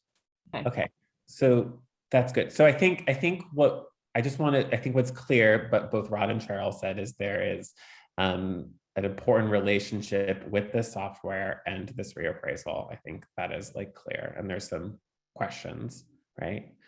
So any other comments? Otherwise, and just so what we're being asked, right, is to approve this RFP, right, or to go forward to execute a contract, right? And so we're discussing all of this in that context, and that will be the eventual motion. So I want folks to continue to ask questions to get us there, or comments, or we can make a motion. Go ahead, Marcia. So we don't know what KRT is going to be using. KRT will use Assess Pro because they do know how to use Assess Pro. They also know how to use Vision, which is another CAMA software package. They said they are happy to learn the NEMRIC CAMA software if that would be the town's choice. So those are three right there of CAMA softwares that would be possibly to be able to be used.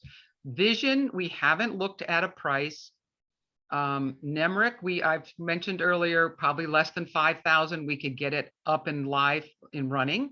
And Assess Pro is no cost. Okay. But we do know from talking with Spencer that the way we assess parcels in Norwich, that the Assess Pro CAMA is a CAMA software. The Assess Pro one does do what we like it to do. It's been more of the support side of it that has been difficult. So any other board members? Otherwise, I'll have Marcia ask a question or comment. Go ahead, Marcia. So two last questions. If they use Assess Pro, it will feed NIMRIC. That's a question. And in the October memo, you said you were going to contact for references. Have you done that? I'll answer that one first. Yes, Pam and I both did some calls on references, and all things that I got, and I believe Pam received back, were positive. So that hasn't been a concern that we can share anything, any concerns about that.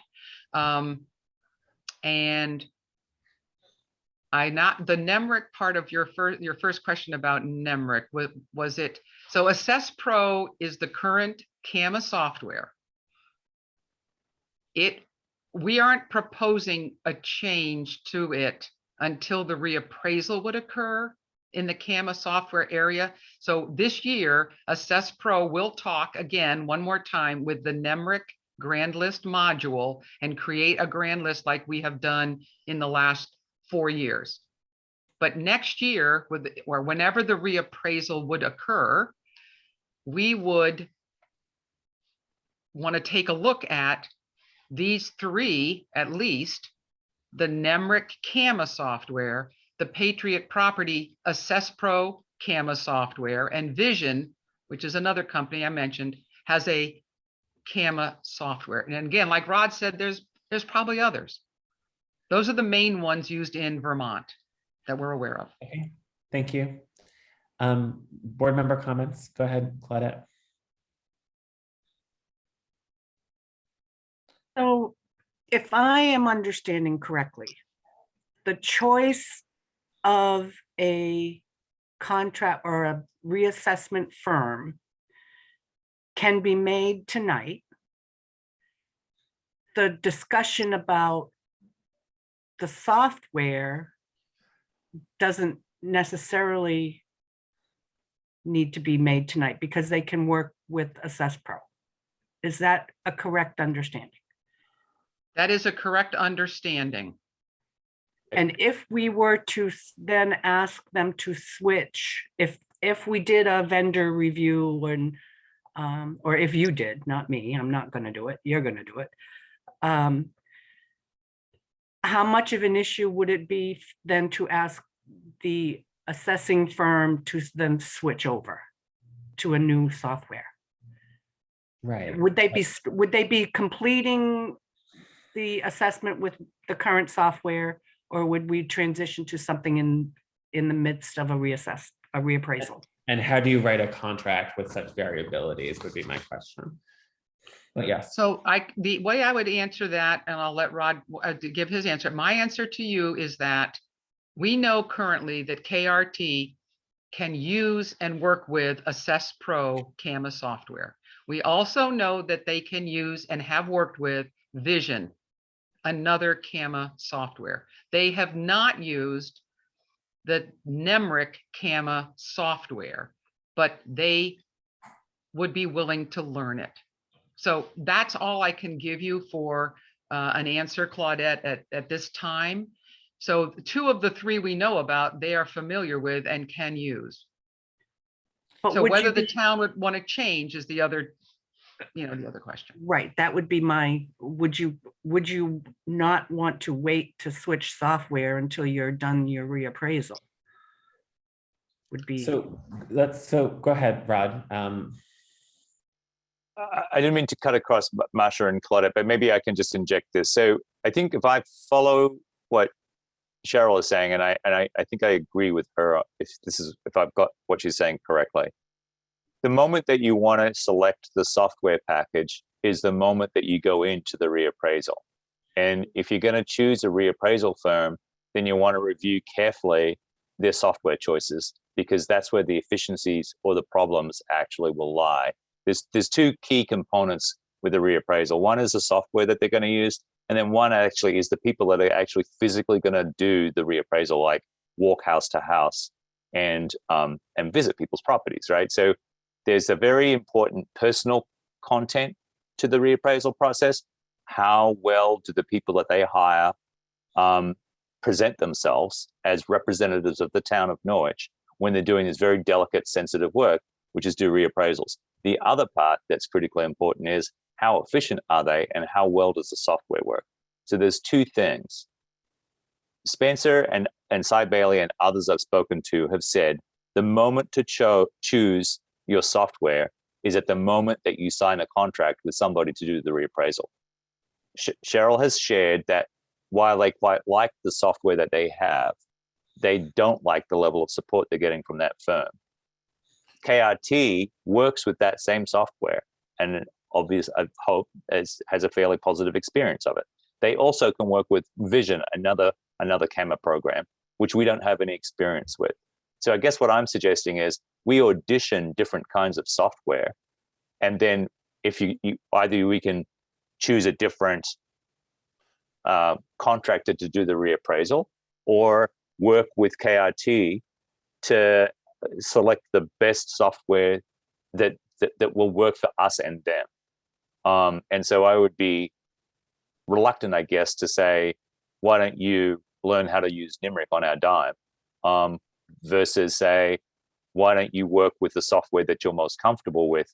And if they come back and say, well, Vision is twice as expensive as the other one, do you really want that? Then we deal with that decision point. But I'm kind of reluctant to encourage them to go learn something else while they're under contract with us, rather than the other way around, which is say, what's the software that you prefer the most, or what's the one that's going to work best for us, and what have you got in that regard? So I get back to that idea of auditioning different software, with or without KRT, I guess. Because you have to define, you should define the software in the contract. Yes, because that's a key piece of the work. Yes. Okay. Marcia? But I'm just wondering if the state next year says, we decree that it's got to be this, and we've already started with something else, then what happens? Right. I think this is also a good follow-up question. And so that's part of the reason why I think at this point, even if we were to go into contract with KRT or anybody else, it wouldn't start until next year anyway, just given how busy everybody is. But I think that there's benefit to sitting and waiting a little bit and watching what the state's going to do here. I don't think all vendors will respond equally as well to the new software that the state's going to employ. And so I think that waiting for you just making sure that that transition is smooth and that your vendor is a good one relative to the state's changes could be really important. Okay. Thank you. I just want to make. Go ahead.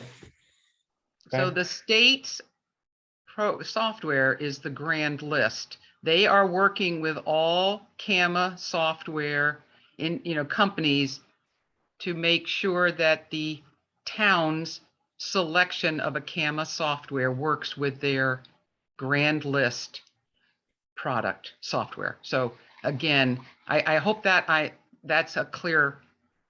Yes, there's a promise from the state, right? Mary, do you have your hand up?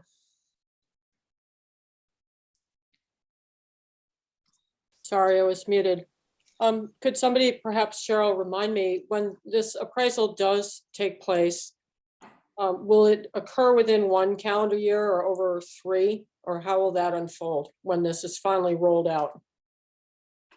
The timing of a reappraisal is likely to be from beginning to end about 1.5 years, of which the front end is planning and preparing for it, and then the distribution of information, notifying people in the town that it will begin, and getting the communications out and a plan in place, and then likely a 12-month process of getting to all the properties, getting the information needed on all the individual properties, and back and into a grand list with all the new values.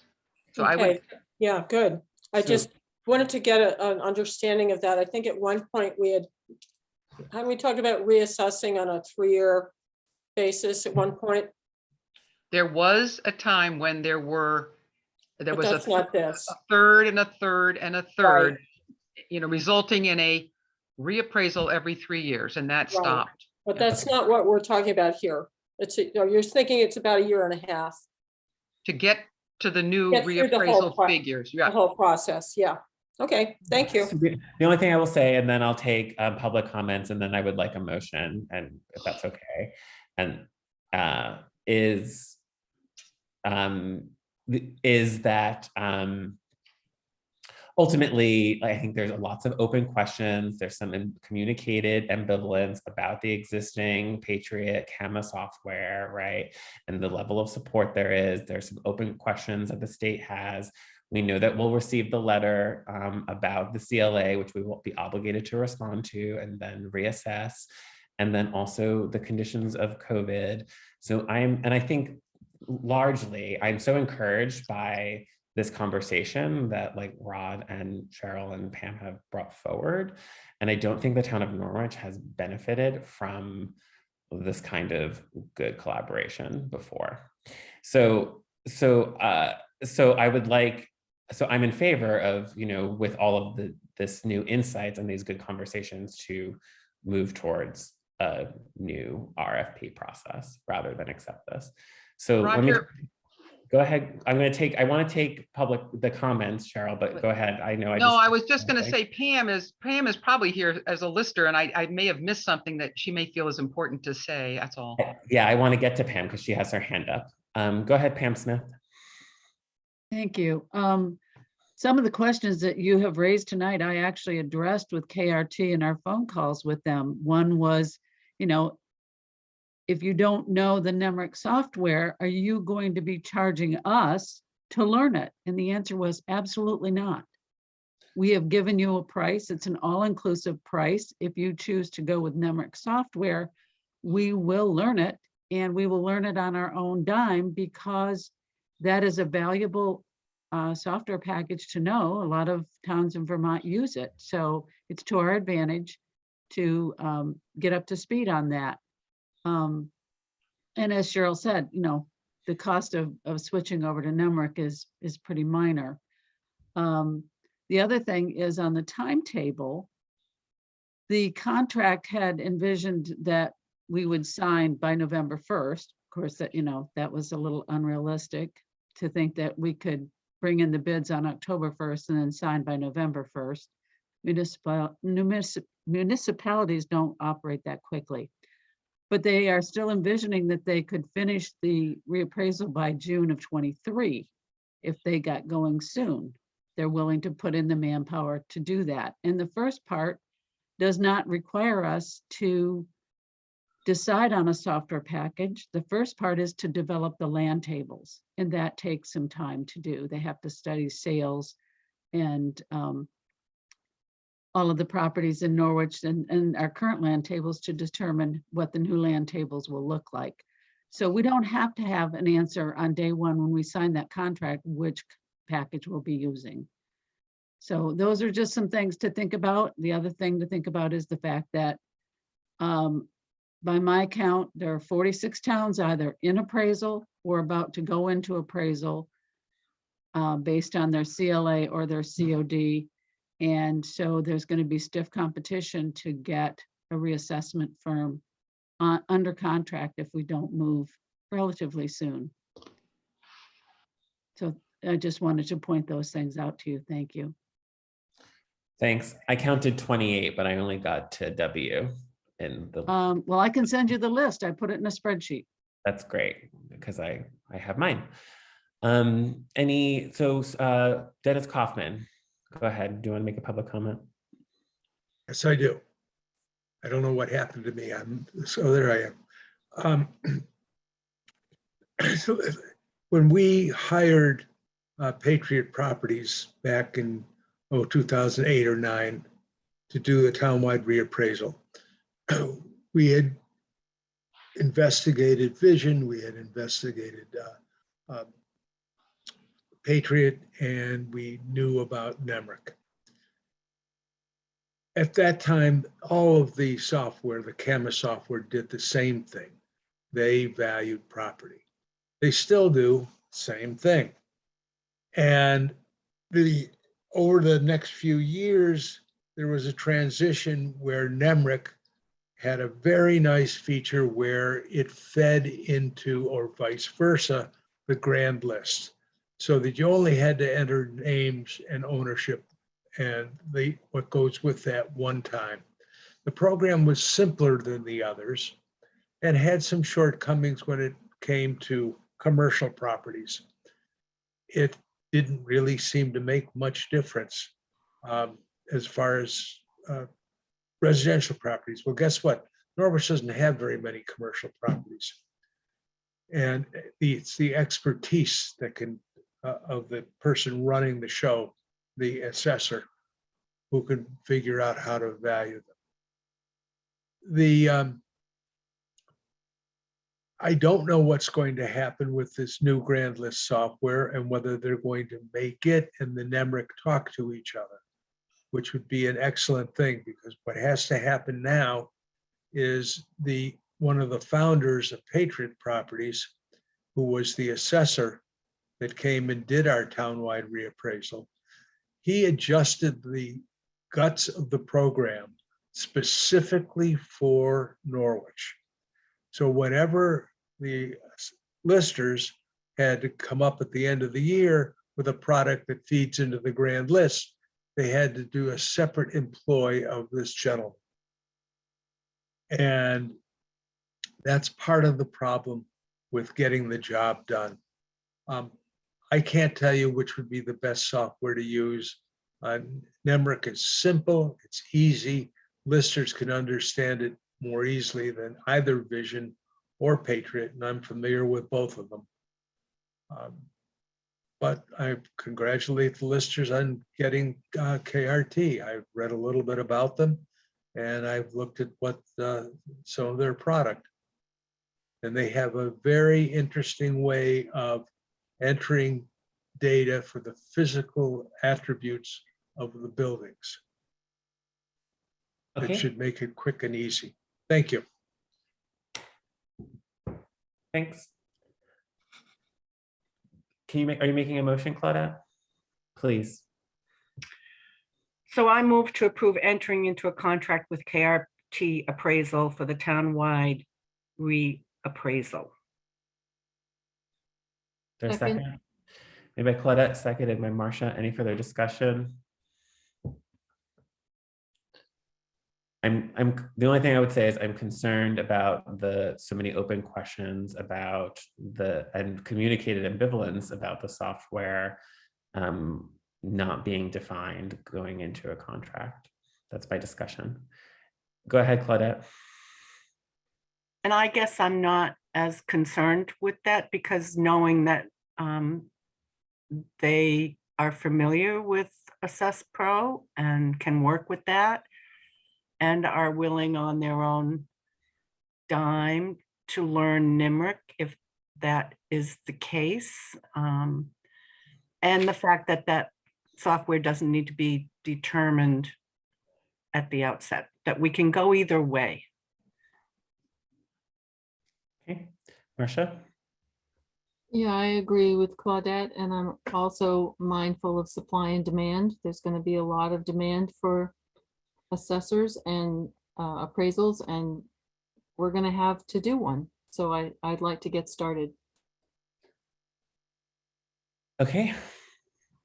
So Rod, and then Cheryl, and then, or Cheryl, you're first, so your hand, and then Rod, and then I'm going to call the question.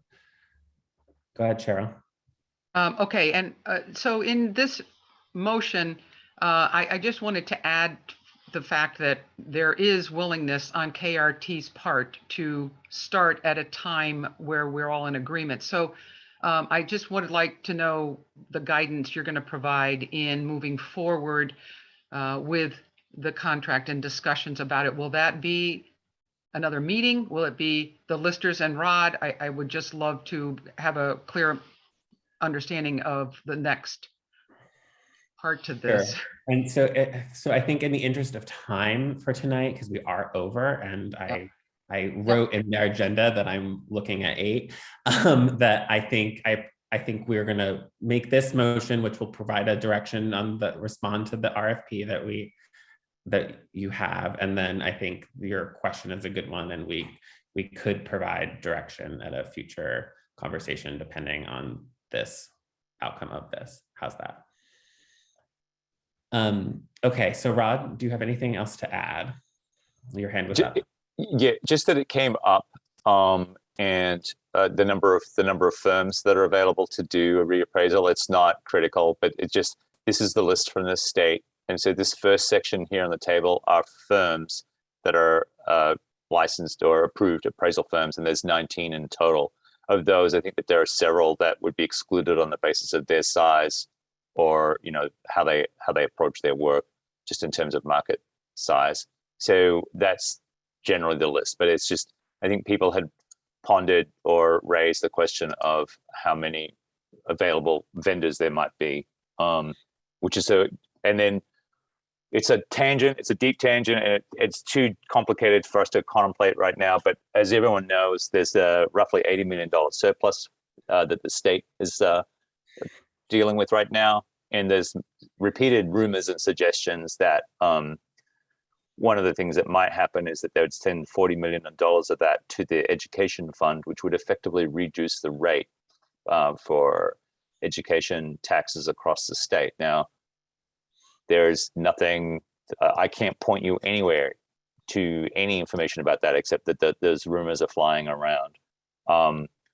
It's not meant to influence your decision, just sort of as another piece in the puzzle here that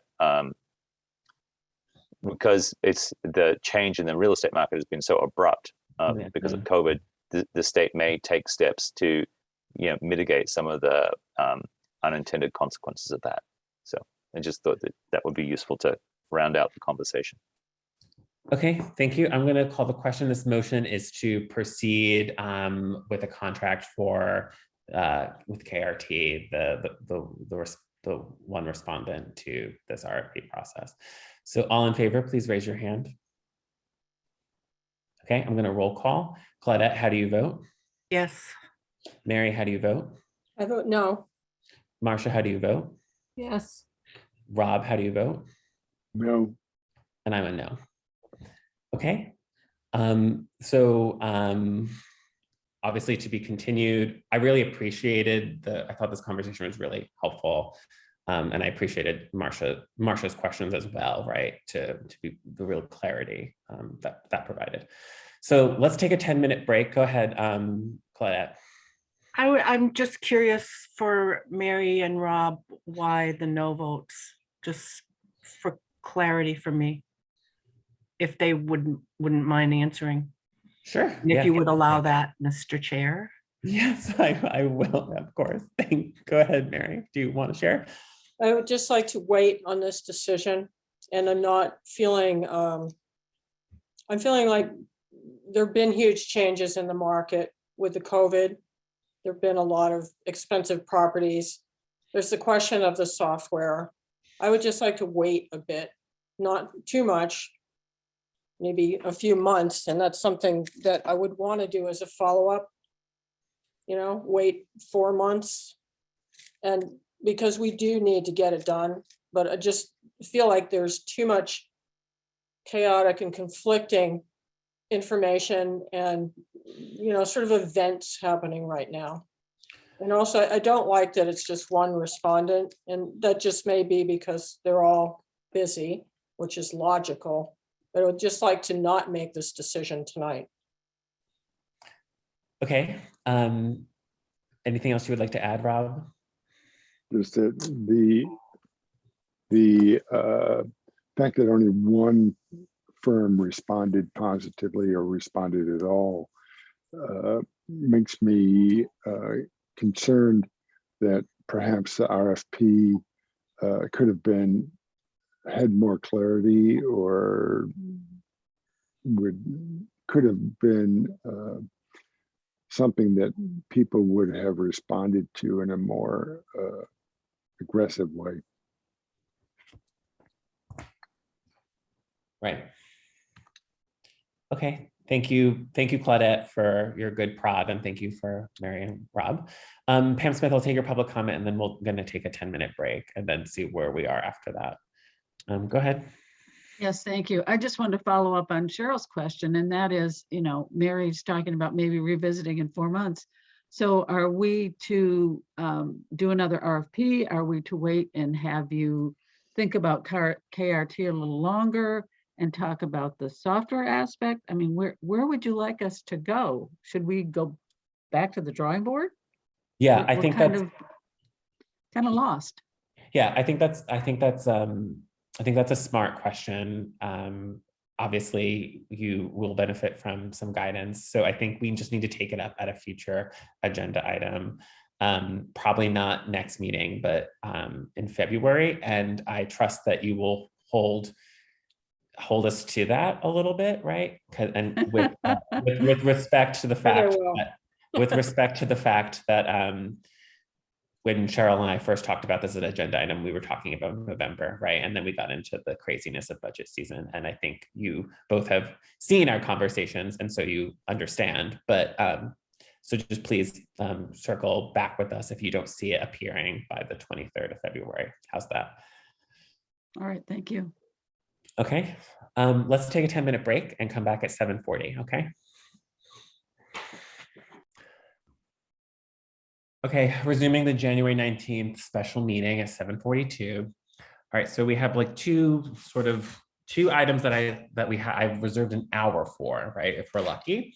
So I kind of want to do a temp check around 8 to see how we're feeling and make it a real group decision about whether or not we're going to carry on with our conversation. All right, because I think we've done everything that we needed to do, and everything now is, well, we still need to do it, but could potentially be deferred.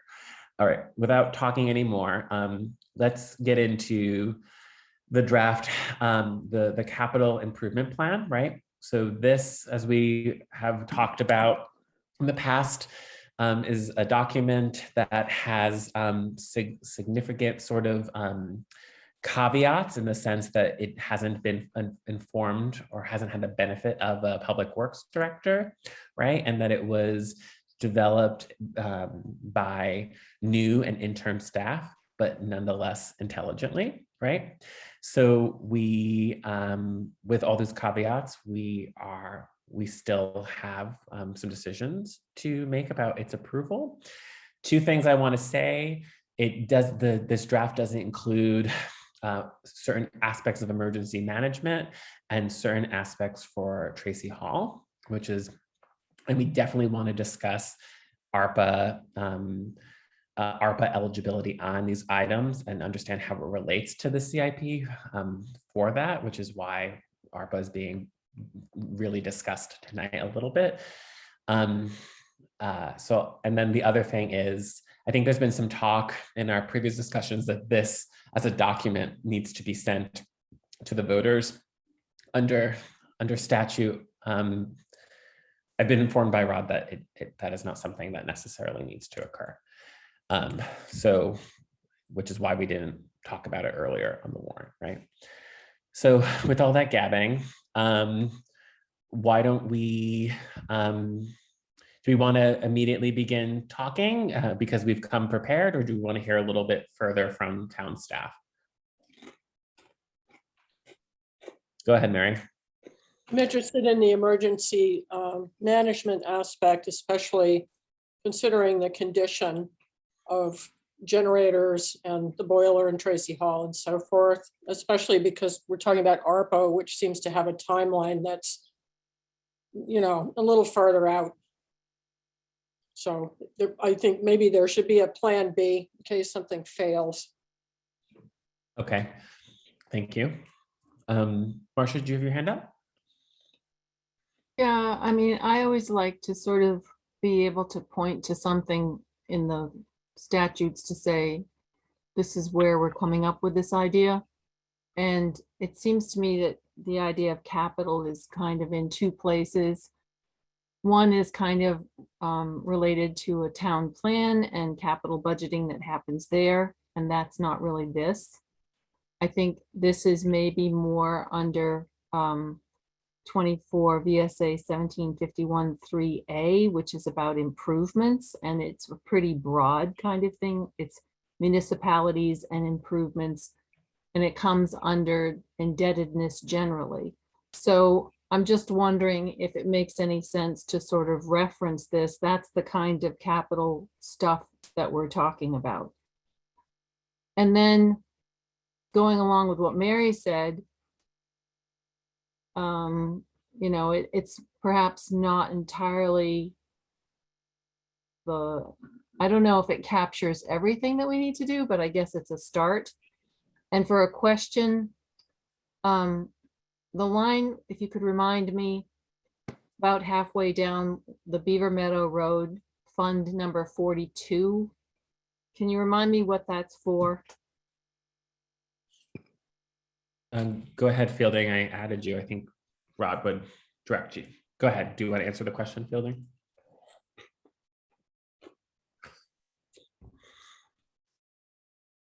Sorry, toggling back between spreadsheets and Zoom calls.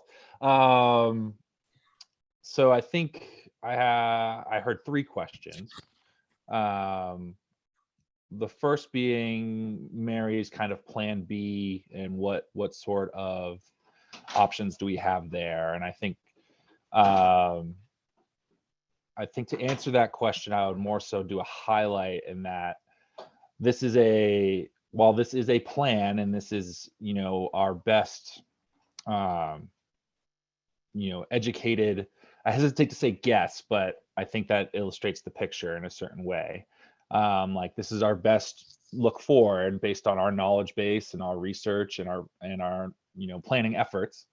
But that this is also adaptable in the sense that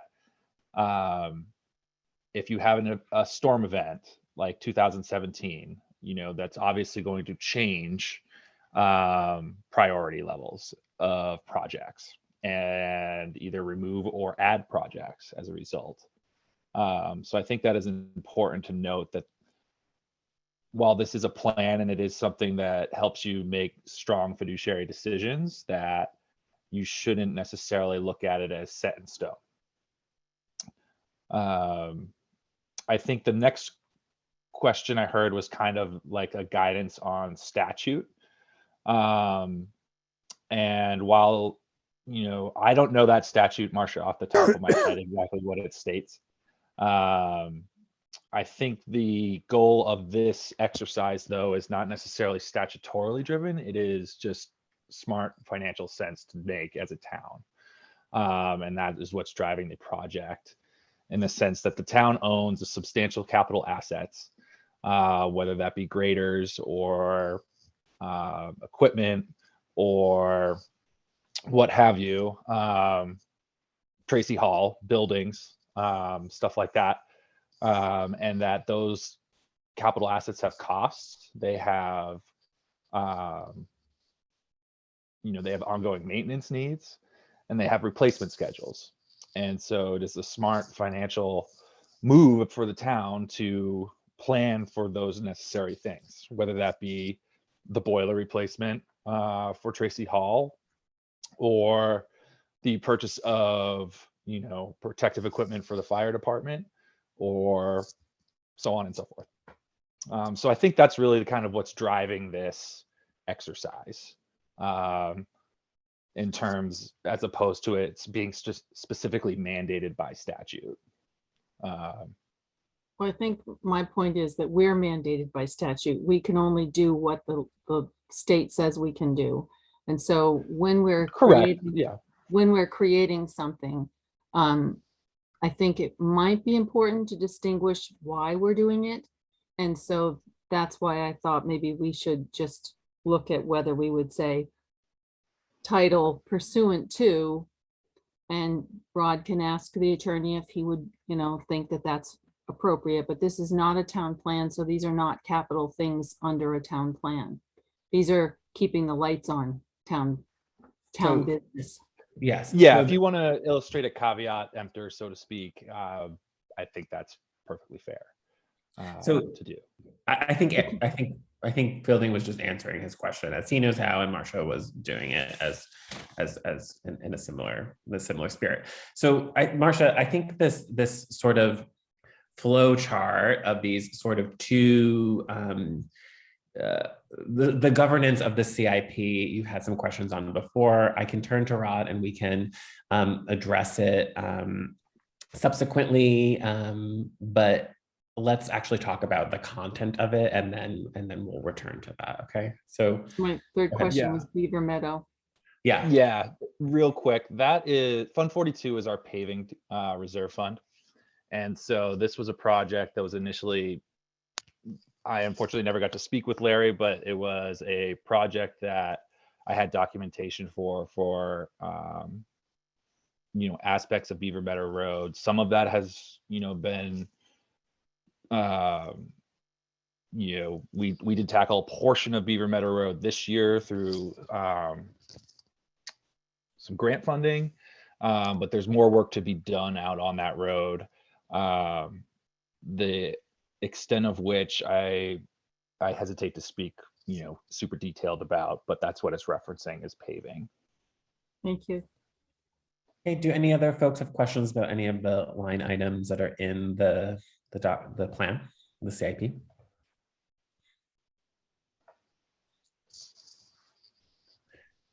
Okay. Yeah, I think I had the same concerns. The only thing that would give me pause in approving this as is, while knowing that it is an inherently iterative document from year to year, is the unknowns around emergency management, or the fact that this plan doesn't make any commitments, the commitments that we might not require for emergency management and the generators and Tracy Hall. So I'll just echo Mary's concerns, and I think I think it implies or obligates us to investigate ARPA funds for those things is how I feel. Any other comments? Go ahead, Fielding.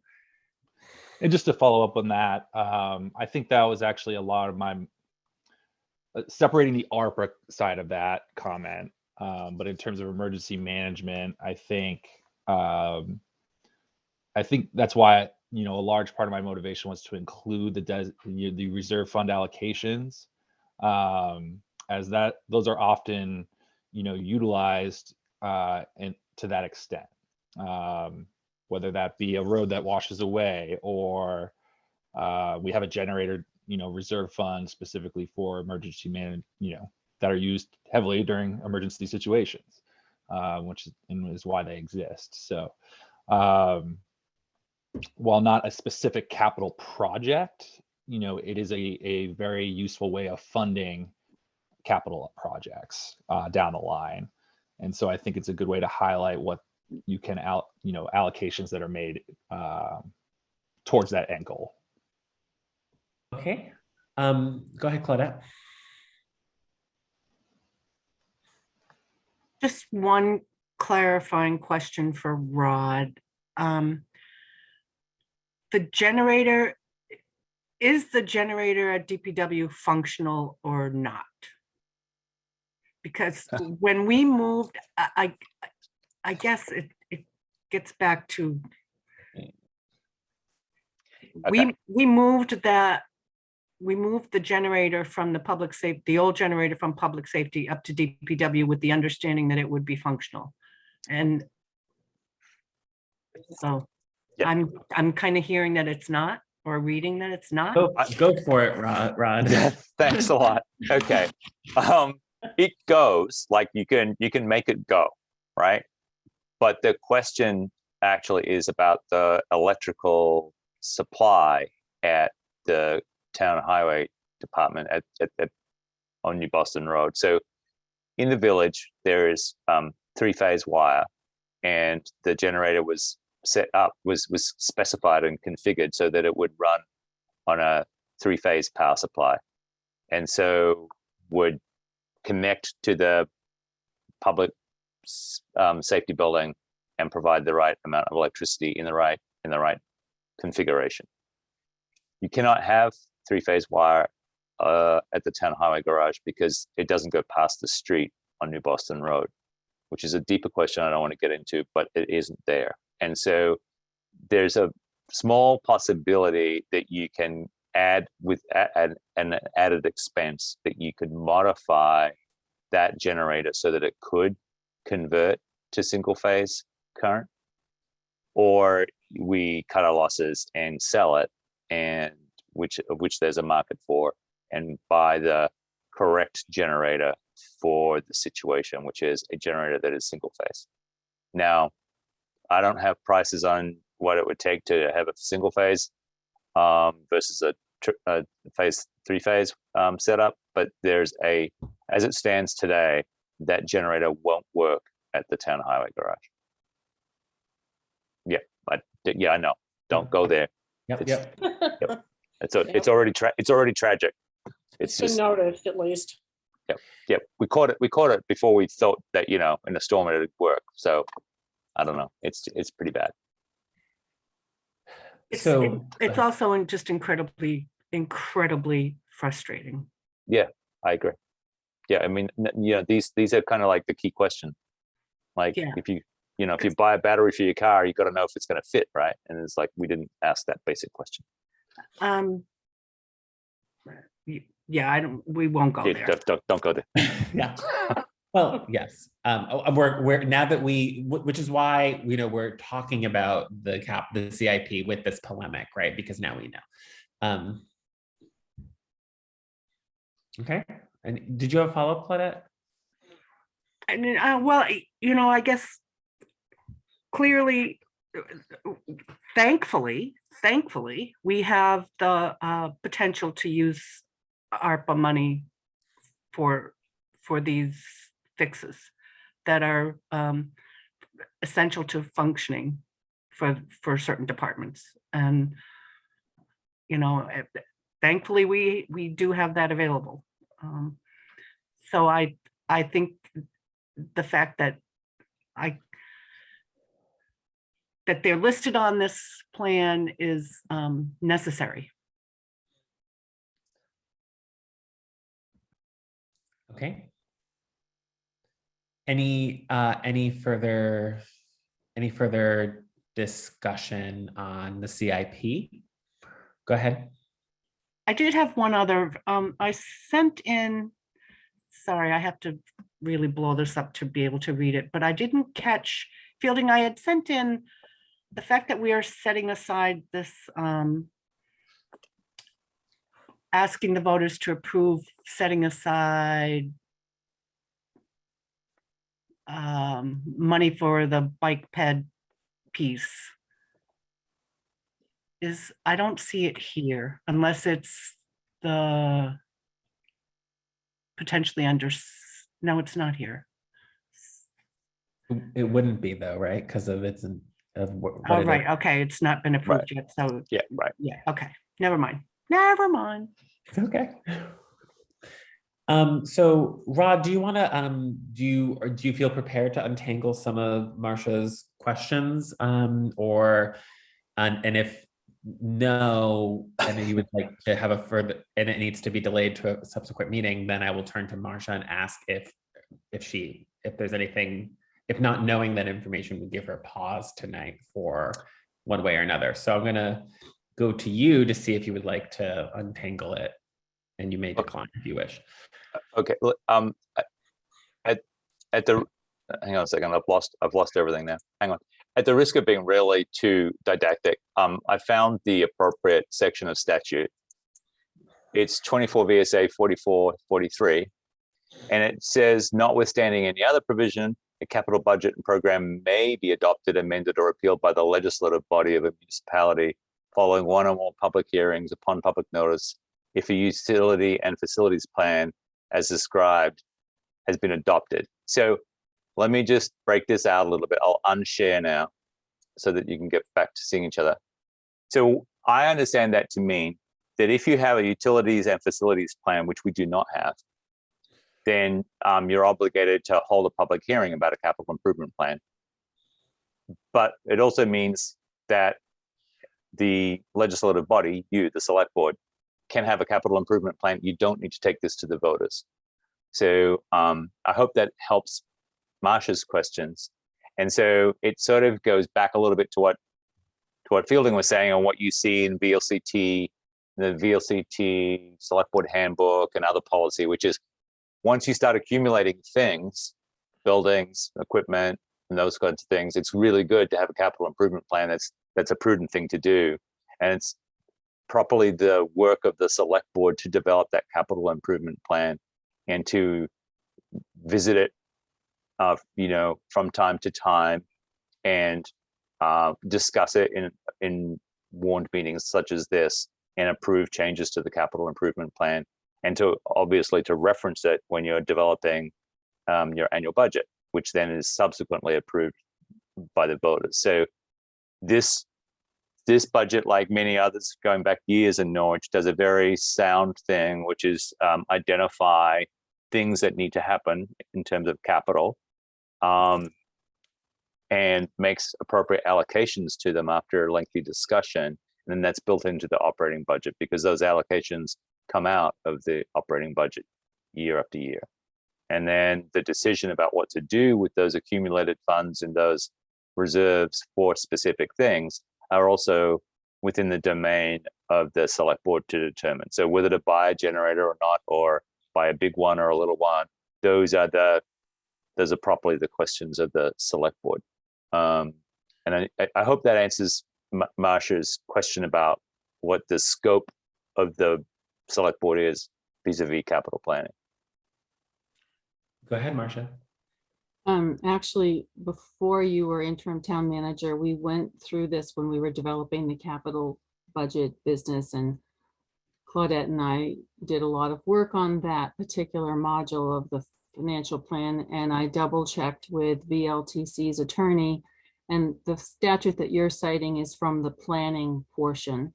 And there's two different types of capital budgeting. So the planning portion, you're correct, is the statute that you cited, and that comes under town plan. What we're talking about here is what I've always called keeping the lights on.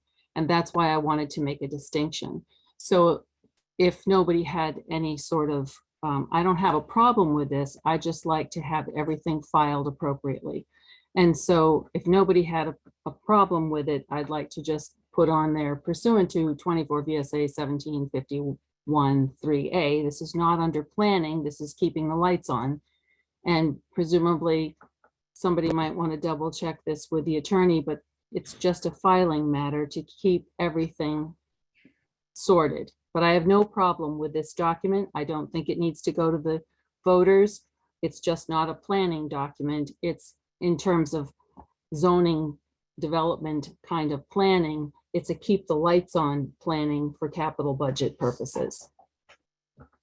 The only thing I would say is I don't necessarily I don't think keeping the lights on is written in the statute, right? So Nope. I assume you're applying an interpretation of the law for us. And so I can read it to you if you want. Sure, why don't you share your screen or tell me and I can share mine so that way we'll Okay. that up. Hold on. Let me just send it to you, Roger, and you can put it Sure. up. Yeah, happy.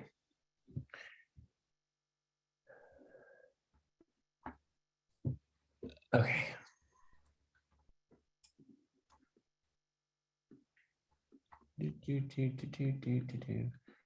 Great. There you go. Okay. This is under the municipal and county government and just indebtedness generally.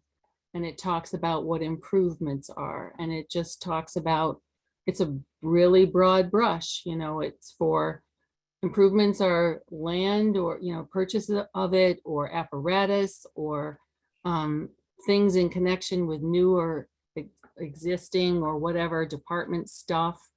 It just basically appropriately, I think, says this is what this is filed under.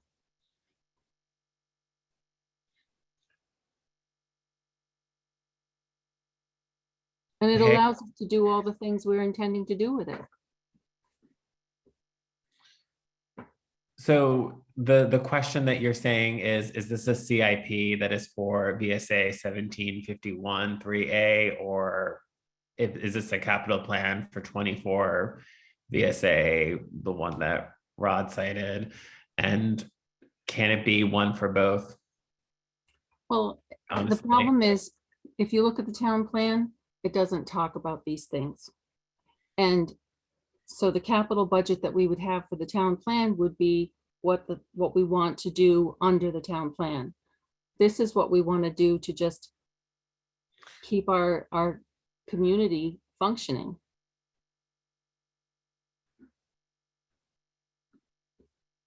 Go ahead, Mary. I think that the statute that Marcia just provided, to me, it's not sort of prescriptive, it's enabling. I think it shows us that we're already doing the right thing. You know, we're going forward with prudent planning. It's allowed under statute, but I just don't feel like we have to be, I don't think we really have to cite it if it's there and we're doing the right thing. You know, I just feel like it's a little bit, it's all sort of a little too thorough. But I think it is allowed. I think we can, you know, just rest assured we're doing the right thing. We're doing the right thing because it's good planning. And I think in the comments from the attorney that you did consult from VLCT, I believe he said, yeah, it's a good planning tool. It's just a good practice for a town. So it's like we're good. And I don't think we should have to worry so much. We're not doing anything wrong. We're not doing anything that's outside of statute. We're doing our job. And it also, we have not approved a capital improvement plan in a long, long time. So, and even though it may be an imperfect snapshot, because for instance, we don't have a Department of Public Works director, and that's a large part of the, you know, the maintenance and acquisition that we're talking about.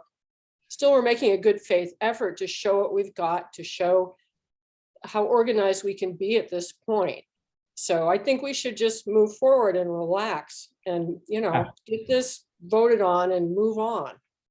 So, okay, so go ahead, Marcia. The only thing I will say, Marcia, is when we had the discussion last time and we had a reading of the statute, I remember like the interpretation was in opposite to the words that were on the screen, right? Like I didn't agree with, I don't remember the conversation, but I remember, like, I think you showed Garrett Baxter's advice and you took the opposite of the meaning that he intended. So I don't want to revisit the discussion, but what I would say is, like, if we can approve this as a capital improvement plan, and we could reach out to our attorneys to get a legal opinion on what effectuates a CIP, then I think we would be really ribbony with all of this. How's that? Yeah, I just wanted to follow up and say the only reason I thought it was important was because it does marry back to our capital budget financial plan that we were dealing with. It's sort of like we've got a master plan, we've got modules under there, and this comes under one of those modules. That's all. Okay, Claudette, did you want to add anything? I have no strong opinion whether or not we should cite the specific statute. I'm okay either way. But I would also like to move to adopt the capital improvement plan as proposed. Is there a second? Yes, I second that. Any further discussion? Yes, and apologies, Marcia, this is why I wanted to not go past 8. We're clearly a little tired, but I do think, I don't remember, I remember a different reading of the material that you brought forward in the past. And so we'll wrap this up in another way. Okay. I do just want to point out though, Roger, if I may, that we do still have to have a draft policy that addresses this, that we have not, that the board has not voted on. Yes, and so perhaps these questions, everything that we're talking about can be resolved through that process, should we be fortunate to get to it in February. Right. All right. It's a brilliant statute to back it up, so.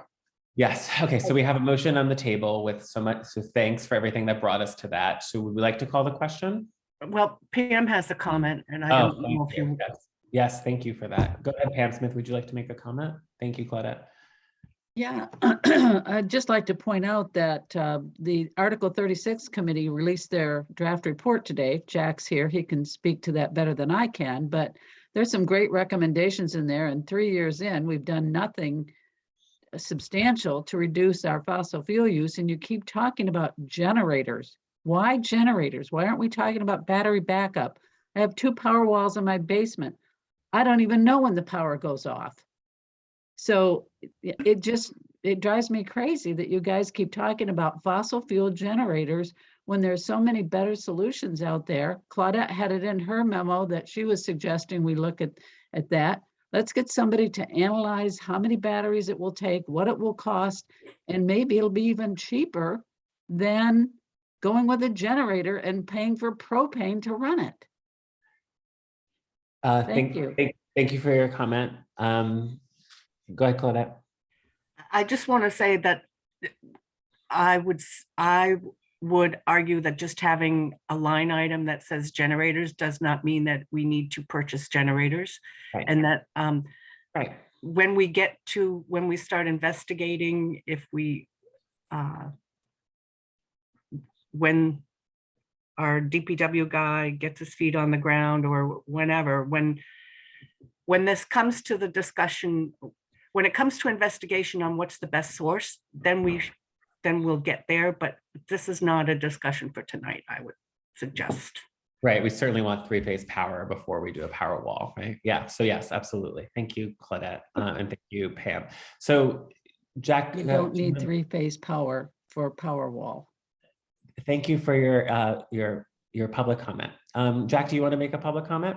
Yes, thank you, and I'll be extremely brief. I just want, based on what Pam said, to make clear that the Article 36 Task Force has not released its draft. What we've done is we've published, as we did before our last meeting, a draft written by one member, because we only do our drafting in public sessions. And so in order to have a public discussion next Thursday at our meeting, we need to have something to discuss. Neither I nor other members of the task force saw that draft, because we can't share drafts under the open meeting law among a quorum, and we're working by consensus. So once we have a consensus, all that we did today was publish a draft for discussion next Thursday, so that we could have a meeting at which we would accept public comment next Thursday and share the views of Rob and I and other members of the task force who have not even yet read that draft. So don't be under the illusion that our packet, which we published a week before the meeting in order to give lots of people ample time to make comment, don't be under the illusion that that draft represents any consensus or step. And we'll get to the select board in ample time with the full report once we have a consensus. Thank you. Thanks. Yes, no illusions here. Any other public comment? Okay, so we have a motion on the table, so I would like to call the question, if that's okay. Okay. Away. All in favor of approving the CIP, please raise your hand. Okay, thank you. That reflects substantial work from all of you and our staff, so thank you. All right, so it's 8:15. We have one agenda item left. What would folks like to do at this point? Go ahead, Claudette. I would say that if board members did not read the memo from Rod on the newest kind of guidance on what to do with the final kind of maybe, well, the final plan from the feds, but the interpretation of the final plan on the state level and on the municipal level, I think it just builds to a much more robust and discussion that we could have at our next meeting. Mhm. Be Okay. smart, I think. I think that's good. I know some folks have come out because they're engaged on this topic, and people also wrote too. So I could take public comment, and then maybe we'll adjourn. Or maybe we just discuss a plan tonight on how we will Talk about it. get public feedback. Okay. I guess if I'm more than happy to listen to some public comment tonight, Yeah. but I really don't want it to drag on for an Yeah. hour. Okay, so why don't we do this? So, Rod, I'm going to turn to you. Now that we've had the benefit of your memo, what is it that you would like us to do with the memo ultimately? Let's say that. Now that we have it, now that we benefited from being oriented in it, and also a little bit of prioritization as you and town staff see it, what is it like you would like us to do now as you see it? And then maybe we'll go from there. Okay, so very quickly, what I tried to do, and I wish I had been able to do a pie chart that would have represented the total money that we're getting and some kind of allocation out to various, activities. But in very broad terms, from where I sit and Fielding and other senior staff, we're concerned about it narrowly in terms of government operations. We're concerned about our resilience and ability to operate under adverse conditions. So there comes I'm going to try and phrase it as the alternate local power supply in the instance that we are cut off from the grid or the grid fails. In a related way, spend a lot of time thinking and talking about how to actually improve our webpage as a core function of providing government services and gaining public input into our daily operations. And then building upgrades for Tracy Hall. And I don't want to leave out the Public Works Garage. I think that there are serious questions to be raised about its adequacy right now. And so I would slate those two buildings, Tracy and DPW, as things that need to be looked at in more detail.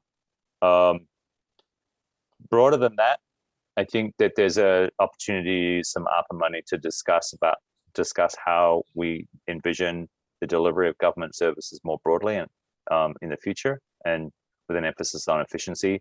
I've been asked by Bonnie, town clerk, to indicate that for $50,000, we could complete the indexing and digitizing of land records and other materials held in the vault, and then that would be instantly accessible to people via a web portal, which I think is a very important thing for us to be focusing on, and that would fit under that rubric of government service upgrades. And then lastly, I think that once the select board as a group has identified how to break up this global amount of money, roughly $1 million, and allocated it in certain buckets, to use another metaphor from earlier tonight, then identify what you think could be something that you would seek focused input from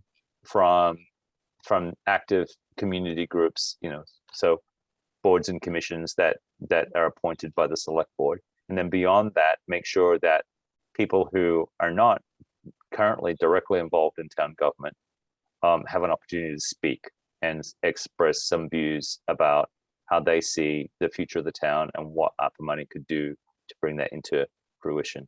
So stepping through, first responsibility for the select board is to identify those large scale projects that are critical to government function, and then critical to delivering a modern set of services at the level of local government. Beyond that, engage with existing appointed members of community of boards and commissions that represent the community broader set of community interests. So Article 36, affordable housing, childcare, so on. Seek input from them. And then lastly, a much broader and less clear category, people that haven't had an opportunity to speak already through the process. So I envision, taking those in chunks, working it through, starting no earlier than April, running through spring into the early summer, and then arriving at a set of decisions that can be made with ARPA funds, and enact them within the FY23 year, the financial year, particularly around the things that we have identified already as being really important. That would be the alternate power supply for the key, both Tracy Hall and DPW.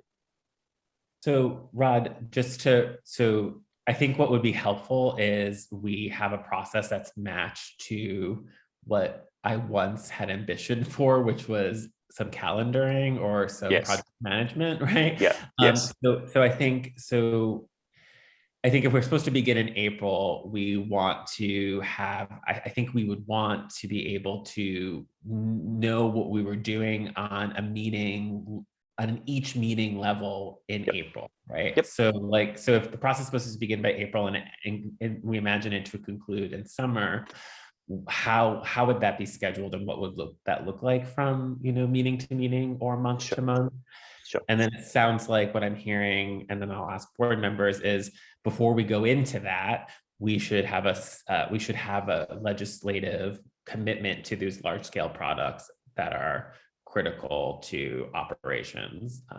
So that is what we should discuss. And then the process in April should define wider community support. Is that what I'm hearing?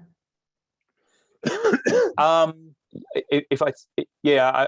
think that there's, we've got to get through town meeting and those.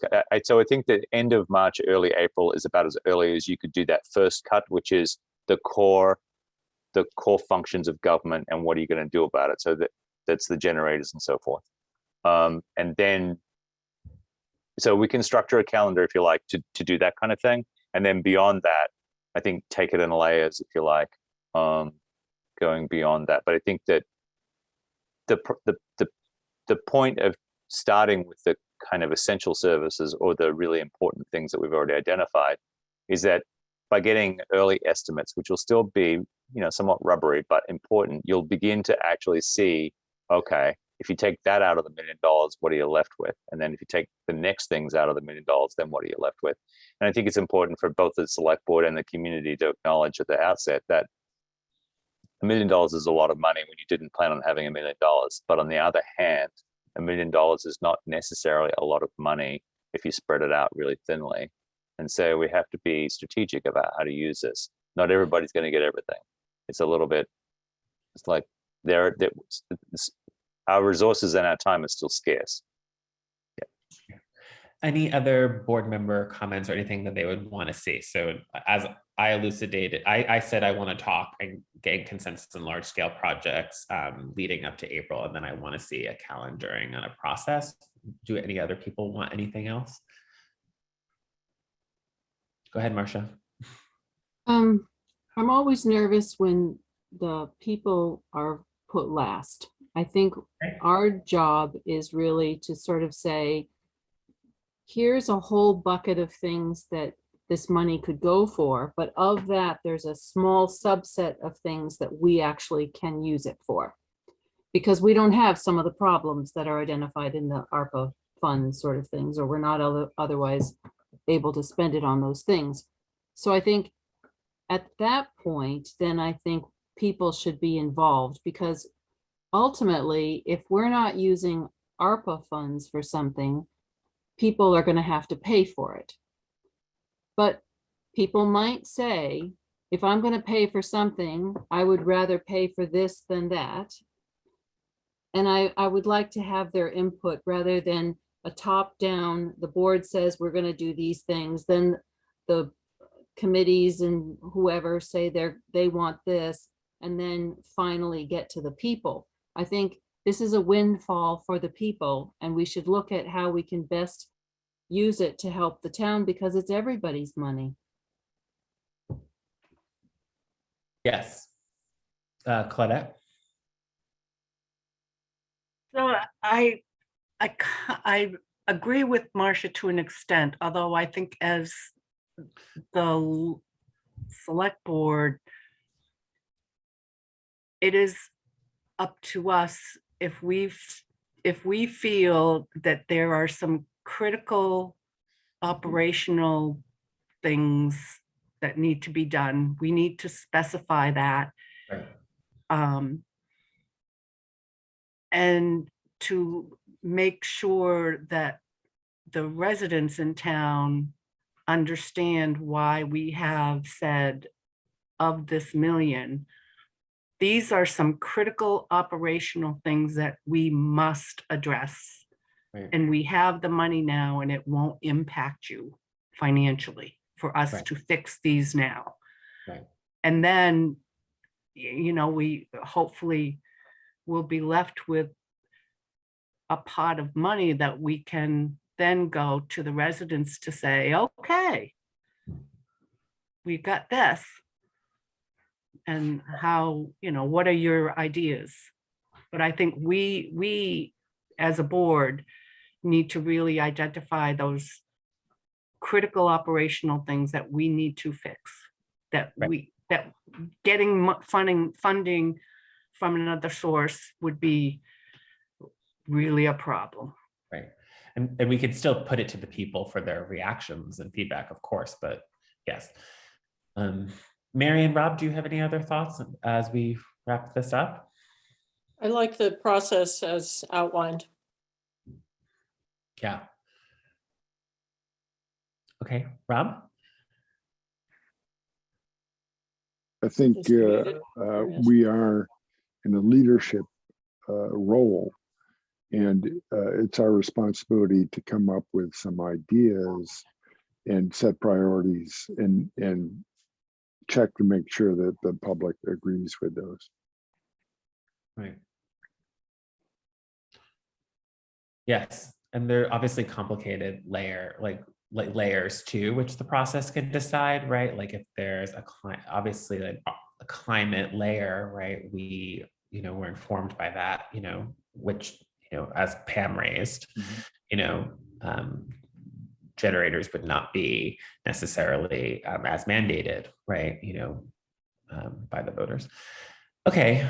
Any other thoughts on this? And I can take public comment and then we can look to wrap up for this first of many discussions. Marsha, Claudette, Mary, Rob, anything? Okay, I just said your names. I don't know why. I'm very tired. All the beautiful people. Okay, any public comments?